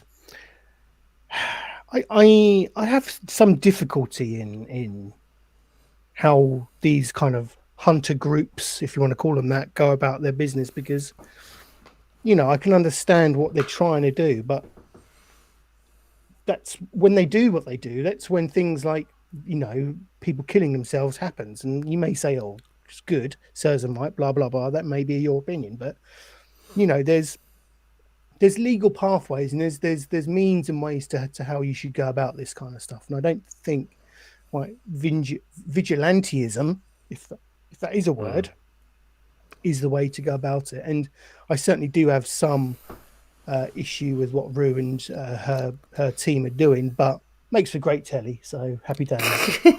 Vince McMahon should take it over. Exactly. Yep. So if you enjoy like shows like Catfish, To Kill a Predator, To Catch a Predator, you'll love this. Yeah, it's similar trashy TV. A bit trash. It's such a complicated conversation that we shouldn't really have it. But I agree, Stu. Loads of them deserve to die.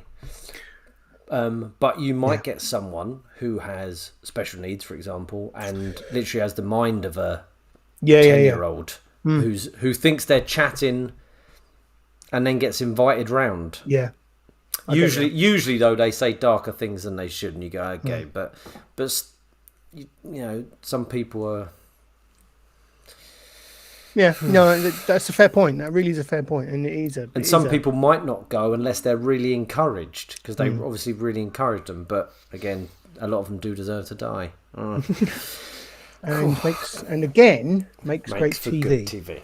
Yeah. So go check out Undercover Underage, which is a great title as well. Cracking TV. Yeah. What else have I watched? Oh, I'll tell you what I've watched, Jimmy. And that is I finished. I think I mentioned it briefly a few weeks ago, but I finished season 4 of What We Do in the Shadows. Ah, yes, I finished season 4 of What We Do in the Shadows. You didn't enjoy it as much, did you? No, I didn't. I was a bit disappointed in season 4 of What We Do in the Shadows, to be honest with you. And I think I alluded to this a little bit when I started talking about it 2-3 weeks ago. And that, I had such high hopes following the end of season 3, where Colin Robinson had rebirthed himself from the stomach of his decaying, dying previous corpse, and then all of the other vampires were just Nandor was going off to find love. All the other vampires were just going. Nadia was just going. No, she thought she was going off with. She went off to join the council, didn't she? Oh, she did. Yes, you're right. You're right. Yes. So they all went off and spread their wings, and they all kind of came back at the start of series 4, and it meanders quite a lot, I think. Yeah. Certainly, I think there's only 2 or 3 episodes that I can say I actually enjoyed. And to be fair, on this series, I actually think the episode with the fake DIY show It's probably one of the best episodes of What We Do in the Shadows I've ever seen. It was great. I thought they just did the fake, the aesthetic of the fake American. It was almost like Ramsay's Kitchen Nightmares. Is that they just took that format to a T. Where they had What was it called? House Flippers? Was it called? House Flippers? Yeah, they had a couple of twins come in. I think there is a house flipping show with some twins that's quite big in the States. But they aped that magnificently and had a couple of twins coming in. They were because the mansion they live in is in quite a bit of disrepair throughout this whole series 4, and for some reason I won't reveal what happens at the end of that episode, but it's just great in how it's presented and like just the final moments of it, the final reveal of what's happened and why it's all happened.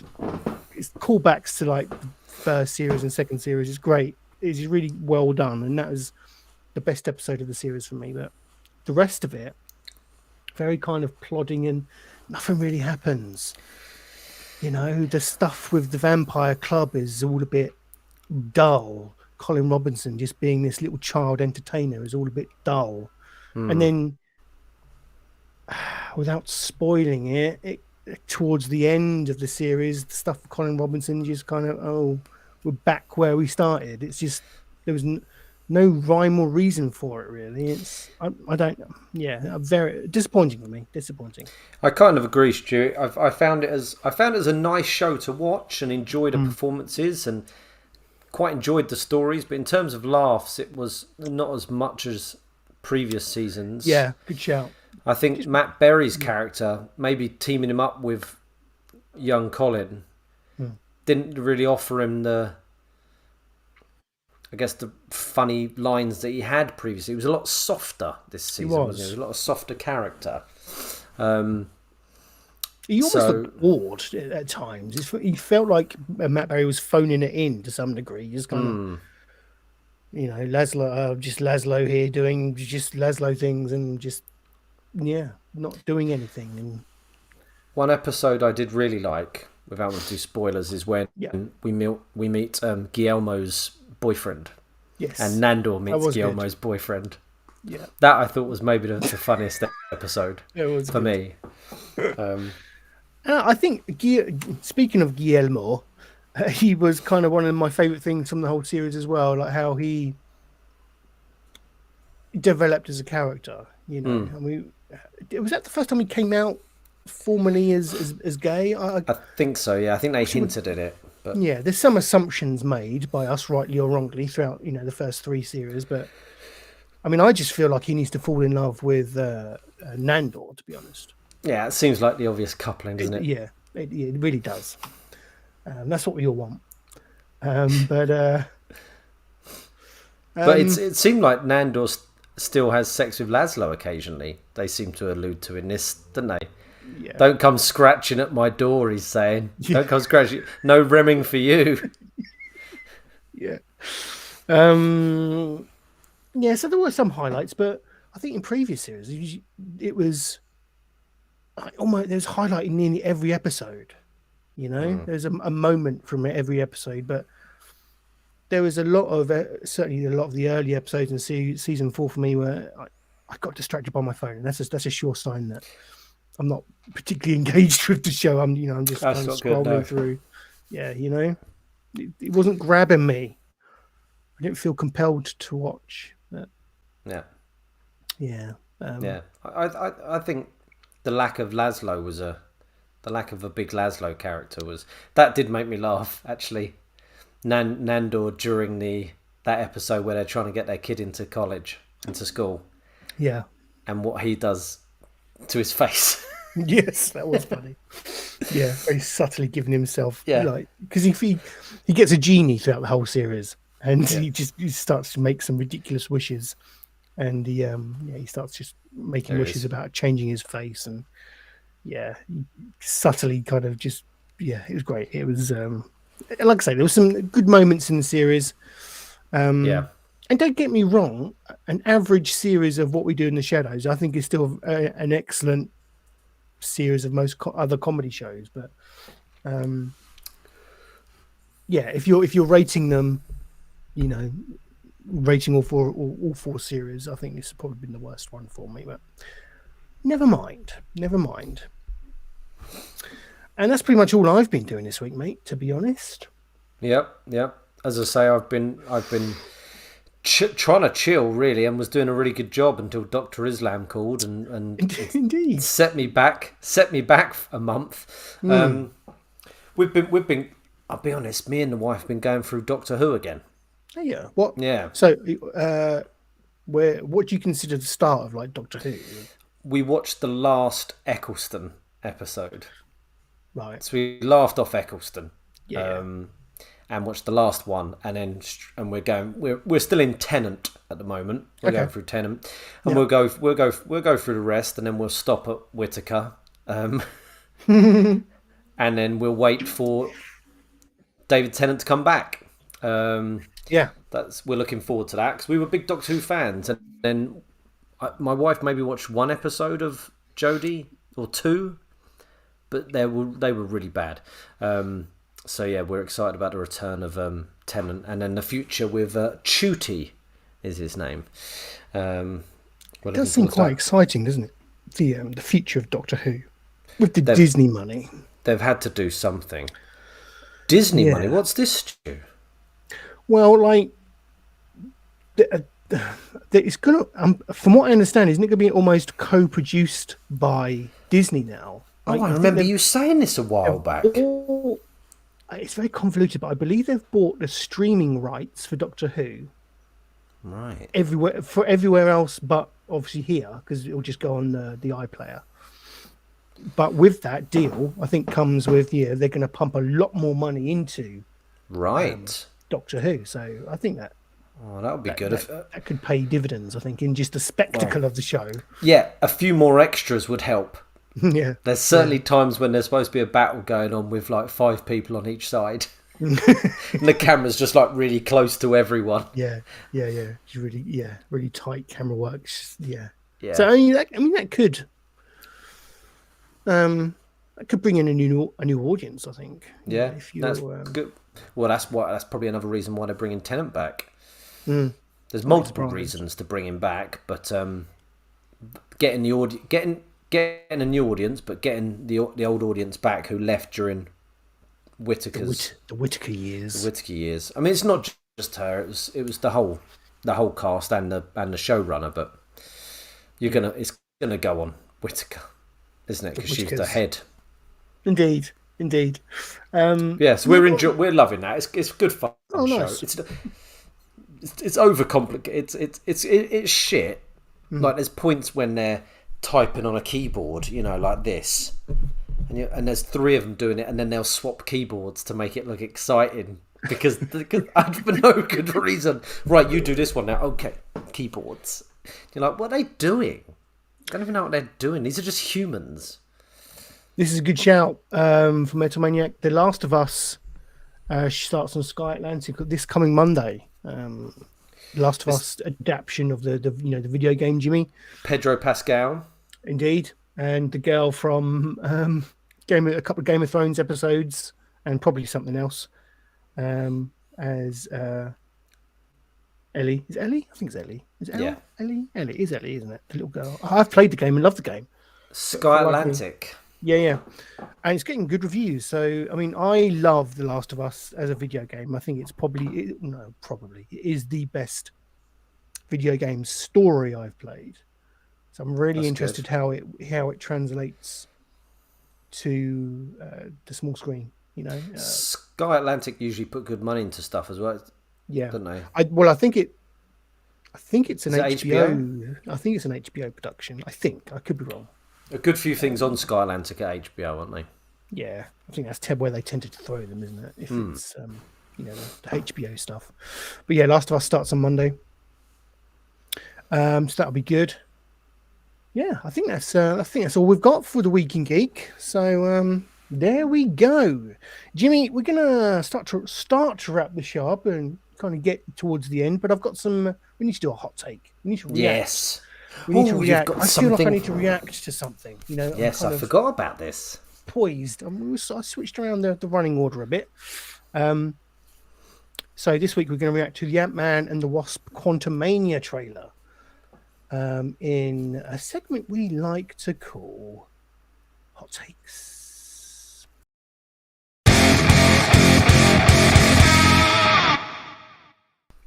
Here we go. It's Hot Takes time. Oh, God. I sounded really loud then, so apologies if I've just blown your eardrums out. You sounded lovely. Good. Thank you, Jimmy. We are going to react to the Ant-Man and the Wasp Quantumania.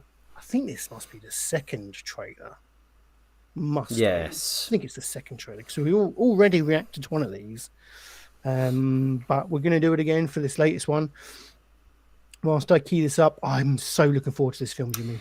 Yes, this is one of the films you said you were looking forward to most this year when we were asked what films are we looking forward to this year. Yeah, it feels like it's one of those Marvel films that's gonna give a bit of a shift in, having big repercussions for the rest of the films to come. It's gonna kickstart us into the Kang Avengers films that we're gonna culminate in. So yeah, I can't wait. Let's do this. Let me just key this up for us. There we go. There is the trailer. Let's unmute. Lovely. Are you ready, Jimmy? I am. I'm excited. Let's roll this trailer. You're an interesting man, Scott Lang. You're an Avenger. You have a daughter. But you've lost a lot of time, like me. We can help each other with that.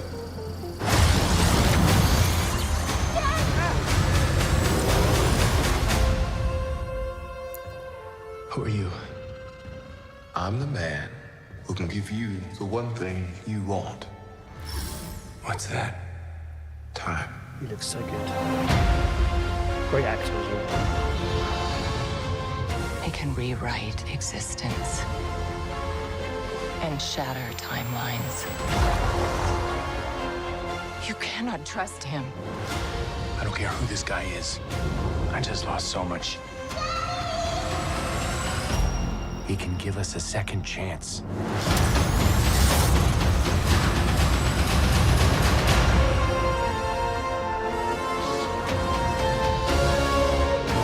Let me make this easy for you. You will bring me what I need, or everything you call a life will end.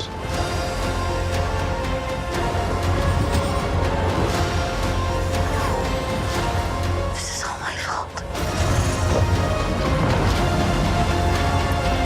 You may not want her to watch this. We had a deal.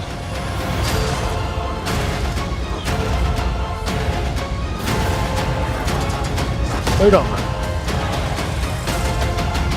You thought you could win.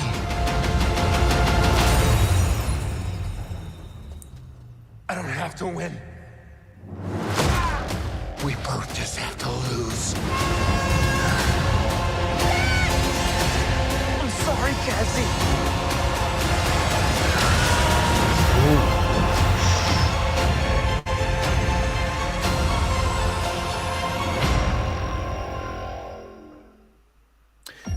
Oh, there we go. That was the Ant-Man and Wasp Quantumania. New trailer. Yes, that looked. I remember the last one now from watching that one. I remember we liked the scale. It looked like a nice big scale movie. The colours and the sounds. It does. It does look beautiful. Yeah, and we've had so many TV shows, haven't we, with Marvel this year, and nothing's really hit the spot in phase. What, we in phase 5, phase 6? This kicks off 5, doesn't it? I believe. Does it? I believe so. All right. Apart from Spider-Man, nothing else has really having a poo. Having a poo as always. Nothing else has got me there, but I think that's getting me, Stu. That's getting me. I think that's a cinema event. Yeah, definitely going to the cinema for this one. My only concern, okay, I mean, it looks great. I'm well hyped for it. I think that's coming. Hopefully, that's coming across. Yes. But I'm concerned. Ant-Man films previously have been all quite light and funny and don't really have any consequences, do they? But this feels like a shift in tone. In that it feels like some shit's going down. Yeah. And I don't know. I don't know. Can Paul Rudd do that? Can he carry a film like that? I don't know. Right, I see. That's what I'm see. concerned about. Is he going to be one? Is he going to be like the new Tony Stark or whatever? Is he going to be the Iron Man? I don't know. I love Paul Rudd. I love him. Me too. Good actor, funny, charming. Exactly. I like him as a comedic actor. I'm not sure. I don't recall him. I mean, obviously, in the Avengers films, he's done some serious bits, but predominantly the Ant-Man films are light, funny films for me, and I just worry that this changing tone is, I don't know, I think it might throw me off a little bit. I don't know. Who knows? I know what you mean, but I think he needs this. I think we need to get him Paul Judd. Yeah. Paul Rudd, John, not Paul Judd. Our old friend from school is not in the Ant-Man. John, John hasn't watched any of the Marvel films. You're fucking kidding me. And he got me into comics. Well, I was already a bit into comics, but he had massive X-Men collection. Well, I'll ask him, John, why is that? Why is that? Time? I can understand if it's time, but... Well, he needs Kang. Right. I'm pretty sure it is time. I think he missed like the first few, and then once you miss 5 or 6 films or whatever, suddenly you're going, how many have I got to watch? I wrote him a list once of the ones he should watch, but he never did. Yeah, too many suddenly is what he said. Yeah. But I agree. It's a very weird state of affairs we're in with the Marvel movies, isn't it? Marvel. Like, because you've got to have watched them all, really, haven't you? You can enjoy them, but you won't get the same thing if you haven't been there from the beginning. I think it does add a layer, doesn't it? A layer of whatever. Dust. Yeah. A layer of dusty fun. Yeah. But yeah, imagine my youngest. Yeah. Imagine my youngest in like 5 years when he wants to start watching the films. Like, he'll have about 100 films to watch. Mm-hmm. He'll have to go. I'll go. Well, you got to go back. Yeah. You've got to go back to Iron Man and do it. Do the work I've done, son. Yeah. Put the time in. Oh, but I'm look at this. Here's the stat from Metal Maniac. If you combine all 27 films, it's 49 hours and 56 minutes. That's not as much as... No, that's doable. Yeah, there you go, John. That's a weekend. With no sleep. 50 hours. No toilet breaks. 50 hours. No, John's comment. There's a no. No. Okay. Well, actually, they're going to reboot, aren't they? So I'll watch DC from the WC. Yeah. I think that looks good. I like Paul Rudd. The guy playing Kang looks great. Bill Murray. I thought Bill Murray was popping up in this trailer. He is in it. Did you spot MODOK? I saw MODOK. Yeah, that's exciting. MODOK's in it. Yeah, nice. Yeah, nice bit of MODOK. Bill Murray is in it. I don't know what. He's not obviously not in the trailer, but it wasn't, was he? No, don't know what he's going to be. Who he's going to play, but yeah, nice. Murray. I'm in with that. Rudd is Ant-Man's one of the originals still, pretty much, isn't he? He wasn't in the first Avengers, but he came in pretty soon afterwards. I'm up for that, Stu. I'm going to cinema. I'm going to watch it. I might go with Lord Doolan if we decide to do a trip. Might go with Alex Roth. There you go. Thumbs up. The wife won't go. Thumbs up. There we go. That was. Might go with you, Stu. Yeah. Could come up to Ipswich. You do. Check it out. We should do that more often. We should. More often. Yeah. Well, now I've got my car. I can come down to Colchester. Boom. That's meeting halfway, isn't it? Yeah. That's more like it. Yeah. Can we do that? Judy? Can we do that? Yeah. Do that. We can do that. Got some comments in the chat. What have we got? Have I watched Willow? I watched half of the first episode and thought it was absolute twaddle. So I tapped out. John rings me every day to ask me if I've watched Willow yet. I've watched 2 episodes, which I kind of enjoyed, but I watched them with the wife, and it's that scenario where I'm waiting for the wife to come back into Willow to watch them with me, because I feel bad watching them without her. I feel bad because I haven't watched enough. I haven't actually seen Warwick in it yet. I don't think he comes in it in that half of an episode I watched. So perhaps I should at least try and watch it with. Okay, so it's so bad that it's okay. That's what makes it watchable. Okay. Yeah, John's been enjoying it. He's up to date because it's so bad. He spends a lot of time on the toilet. Just watching episodes of Willow. Yeah. Well, yeah. Well, fair play to him, I say. Fair play to him. Yeah. I will get around to Willow, but I don't know. It's got no Mad Mardigan in it. Hasn't it, Stu? What? Well, I assume not. Well, you know what Assume did? No, assumed he shit himself, but he didn't. That's the one. I'm all of a tears. Where are we? That was hot takes. Yeah, hot takes. Let's transition out of hot takes because we've done hot takes. Yes. Okay. Right, and finally, let's round up this show. Come on, with some and finally hilarity. So here we go.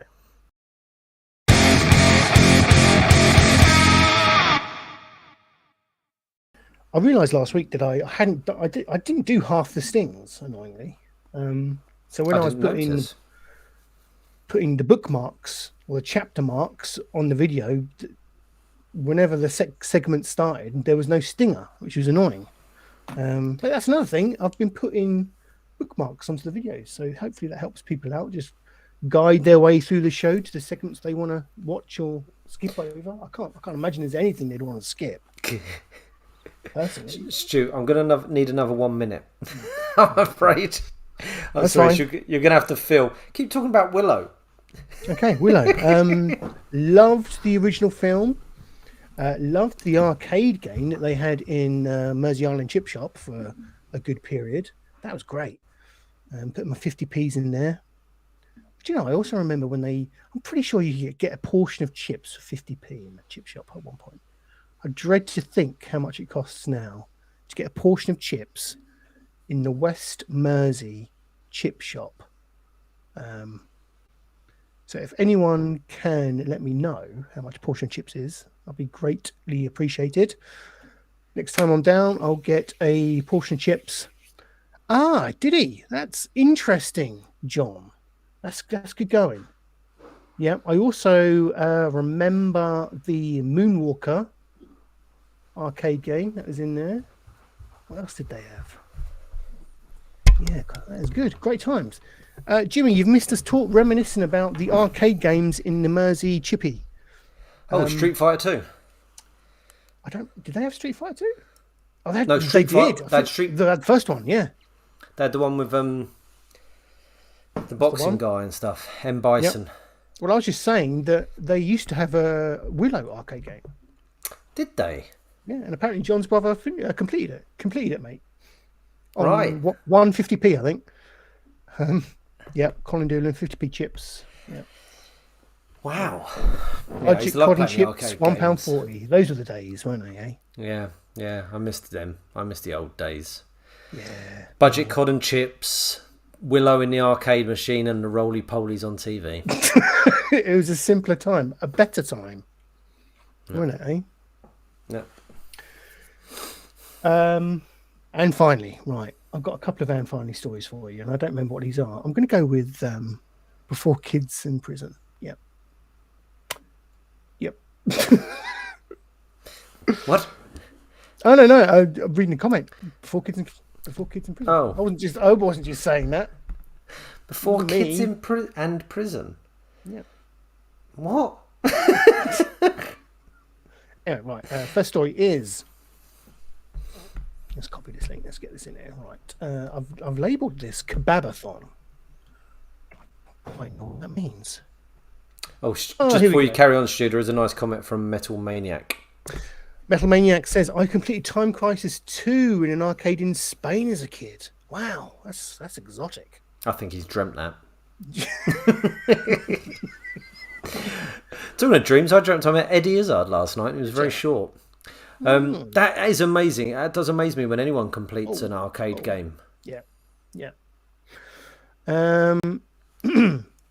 Man who ate 124 kebabs in a month says it hurt him both physically and psychologically. As it would, I think. Always remember the magnificent gesture of a free bowl of kebab meat from the kebab shop across from Movie Madness. Yes, when we worked in the video shop. Free kebab meat.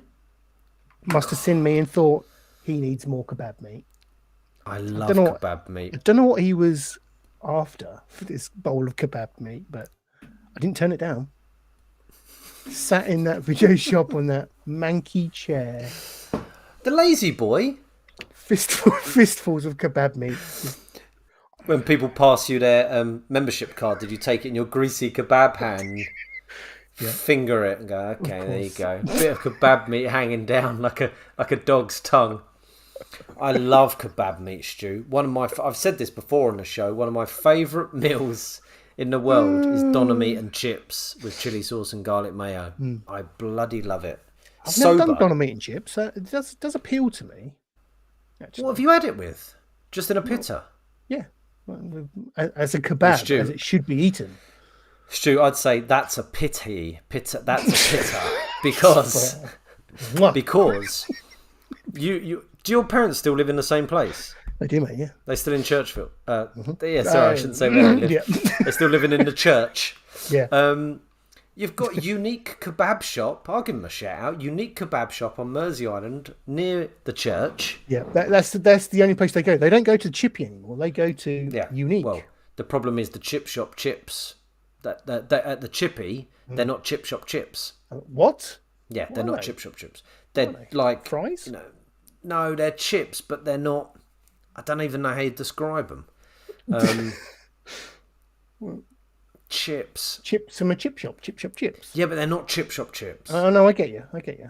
Yeah, whereas in Unique, chip shop chips. Yeah. So if you ever have doner meat and chips, they have fish and chips. Do they? Wow. Yes. Come a long way, man. Oh, Stu, they've got it all, mate. They've got it all. So you go in there and you get doner meat on chips, salad, chili sauce, garlic mayo. Next time you're down, Stu, get it for lunch. Treat me. You can treat me. I say get it for lunch because if you have it for dinner, it sits. It sits. So get it for lunch. Beautiful. I'll treat you to one. Of course I will. We'll meet up for doner meat and chips. Good old boy. Did he leave? Did Jack leave it by the door for you like a cat? No, he sauntered into the shop with a bowl of kebab meat and took me by surprise. Eat. Yeah. Lovely. I don't know what. Salad. Everything. Okay, he's doing the Jack's accent in right. Right. Anyway, this poor old boy who's eating 124 kebabs. There he is. Kind of looks like me. That kebab looks nice, doesn't it? It's just like it's a mouth, isn't it? Inviting you in. Yeah. What is that sauce? Is that hummus and mushy peas? I don't know what that green sauce. Do you know what I suspect it is? I once saw, actually this was very recently, Jamie Oliver making a salsa, and he said, quick way to do it is get a jar of jalapenos, pour them in the blender, boom, there's your dip. So it's just jalapenos blended up, and that was that was the dip. I bet it's that. As a friend of the show said and would say, fat-tongued cunt, I think he'd probably say, to be fair. Yes. Which is a great description of Jamie Oliver. Anyway, a junk food loving dad has eaten 124 kebabs in the space of just 1 month in an epic kebabathon, consuming a staggering 250,000 calories. Oh, God. Des Breaky from Manchester says he has been hurt both psychologically and physically after eating 4 meat wraps every evening. Oh, God. The dad of 2 even went without a roast Christmas dinner to make space for more of the late night delicacies. But the engineer who polished off his final donut on New Year's Eve says he feels a huge sense of accomplishment. Oh, he did it for charity. Okay. After raising £1,000 for a children's It's not hospice. enough. That's not enough. No, you've got more. 124 kebabs. You'd feel a bit, yeah, you'd feel a bit cheated, wouldn't you? You didn't get more donations than that. I ran a marathon. I think I've mentioned before. Hardest thing I've ever done, and I only raised about 700 quid or something like that. Yeah. But I'd rather run a marathon than eat 240 kebabs, and I fucking love kebabs. It's a fair point by John saying that you would probably, you would have spent more on purchasing the kebabs itself. Well, you could have just donated it. What? Let's do the maths. I'll do the maths. Oh, you do the maths. Whilst you do the maths, I'll carry on. Des now plans to retire from extreme eating challenges, but he's already looking forward to his next kebab trip, which he's planning for the weekend. So, yeah. Average kebab, I'd say, is what, 7 quid? Maybe 6? Yeah, probably. Let's call it 7. £1,680. Oh, there you go. You've done the maths. Maths Mug. don't lie. He could have just given that money. Mm-hmm. And they would have got more. The charity would have got more if he didn't eat the kebabs and just gave the money he would have spent on kebabs. Oh, yeah. He spent hundreds of pounds of his own money on the kebabs, which ranged from £5 to £15. What kind of kebab is that? Well, a really large one. Could be like that's a mixed meat one, maybe. Yeah, to mix things up. All the meats. Rest in peace his colon, I think. Really. Yeah, Christ. Lord Doolan says, that's so many kebabs. Is he having them for breakfast as well? No, he's having 4 of an evening, apparently. Lord. That seems like a mistake. They've lost out, yeah. Yeah. The only people who've lost out here are the kids. Yeah. There we go. Kebabathon. What a moron. Yes. £1,000. He raised £1,000. Right. And finally. Here we go. Pensioner who couldn't evacuate World War I bomb up his bum evacuates A&E instead. That's a story. That sounds like an episode of Doctor Who. There you go. Look at that. Look at the size of that. He put Perfect it up his... size. I'm excited, Stu. Read it to me. The hospital worker has seen it all. An apple. Sorry. I'm not sure what happened there. An apple, a mango, and shaving foam. But what they've never seen up someone's bum is a World War I bomb. A man, 88, arrived with just that in the St. Mousse Hospital. Oh, it's French. St. Mousse Hospital emergency room in Toulon, France, last Saturday evening. Has he had it up his bum since the war? Possibly. Sat on it in a trench and just let it go.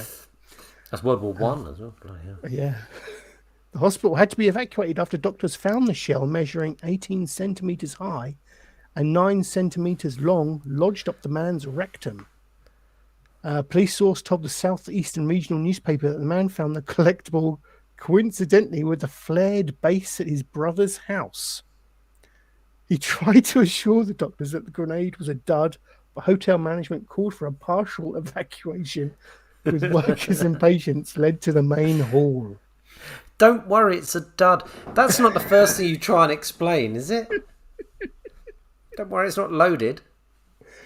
A bomb disposal team, police and fire services were also called to the scene while new patients were sent to nearby hospitals between 9 p.m. and 11:30 p.m. This is great. Just 2 wards operate as normal, the gynecology and maternity departments. Oh, harsh. The man later found himself lying in a tent and underwent surgery to remove the shell out through his abdomen. The patient is now in good health and the least bit shell-shocked. Brilliant. Our witness told Nice Matin. Yep.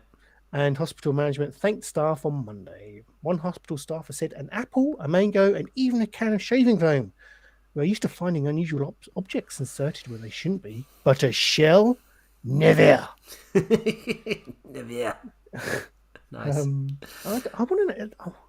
There's a nice comment from How? John. There's a nice comment from John in the comments. Sticky bomb. Yep, lovely stuff. Oh, Rock's in the house. Rock, is it your birthday? Jimmy says it's your birthday. I missed your show today. Is it your birthday today? If it is, happy birthday. And what a lovely treat. You had to walk from Inverness to Devon. That's a birthday treat there. Another comment from Metal Maniac. Metal Maniac says you need one of them to get all that. You would. Yes. That's a perfect kebab removal device. A bomb. World War II shell. Yeah, Stu, you're right. We haven't found out why it's up his bum. I know. They don't. I don't know if you're just. Oh, here we go. Hang on. Oh, Buzz Lightyear. Yeah. Okay. There are a few reasons why someone would stick an object up their breech, experts say. Let me just get rid of. People people have shocked up everything. What? People have shocked up everything. Should from not be live shoved. Yeah, I think so. People have shoved up everything from live eels, glass bottles, an instant coffee jar, a Buzz Lightyear, concrete mix to an aubergine up their backsides. Hang on, you missed a coffee jar with pins in the lid. Oh, okay, beg your pardon. Yeah. Yeah, coffee jar with pins in the lid. Why? Because it's usually down to sexual pleasure. The rectum is full of sensitive nerves that can stimulate the male prostate as well as parts of the vagina. Okay. If I stick something up my bum, it can stimulate parts of someone else's vagina. Yeah, it's that good. Wow. It's that sensitive. Pass me the bombshell. And on that bombshell. And on that bombshell, yeah. We're just going to assume because he's French. But 88. I know. You think you're giving up on sticking things up your arse at 88? Yeah. I'm not saying don't stick things up. No. Feel free. Part of me wishes it was an accident. You know, I think that's funnier. If it's just like it was upturned on a sofa and he just and kind of just, sat on it. He had just applied his pile cream, hence the lubrication was there. Yes. He's a collector of World War I memorabilia. Yes. A really elaborate reason is more funny than him doing it for sexual pleasure, I think. Clouseau, Spencer-like. Ooh, better. Yes, indeed. Indeed. I mean, he's probably wearing a beret. Yeah, probably. Yeah. And he was beret sore afterwards. Oh, he was. On that bombshell. On that bombshell, let's wrap this show up. We have been the Renaissance Men. Thank you to those in the chat for joining us this evening. It's been an absolute pleasure. Thank you to Lord Doolan, Metal Maniac, John Simmons Scale Modeling. Go check out his YouTube. Who else have we had? Dear oh dear, who have we had? Rock, sorry. Rock. Hello, Rock. Did I say Rock? No. I've said it now, haven't I? Happy birthday if it is your birthday, Rock. I think that was it in the comments tonight. I think it is. No Holly. Holly, I hope you're okay. Slightly disappointed you haven't joined us, but there you go. Yeah. Whatever. No, I'm joking, obviously. We appreciate each and every one of our viewers and listeners and people in the chat. It's great. Thank you, Jimmy, as well. I don't want to neglect you. Thank you for having me. Absolute pleasure, my friend, as always. Right, audio of this podcast will be available on your usual platforms over the weekend. So if you've missed the live show, then you can catch up with us on your commute. And I know several people do that, so it's always lovely to hear that feedback. If you want to support us, you can do so in the following ways. Let's just give one last shout out, shall we? You can obviously over on YouTube, where you are now, give us a like and subscribe. It helps us reach more people, and that's what we need to do. It's build the cult. I said cult. Twitch.tv/RenaissanceCast as well. If you're over on Twitch, give us a follow on there because we do dual what's the word? Dual stream. We go out on both channels each and every Well, Friday night. The network, the Renaissance Men Network. It is, yeah. We're taking over the world, Jimmy, and we're on Twitter, twitter.com/RenaissanceCast, and you can find us on Facebook. And of course, finally, if you want to support us by buying us a coffee for £3, you can head over to coffee.com/RenaissanceCast. Help us out. Help support. Help us out. Help us out, man. All money will be spent on kebabs and World War I bombs. Yeah. That's all that I've got to say, really. Until next time, thank you everyone for joining us. Please take care and goodbye.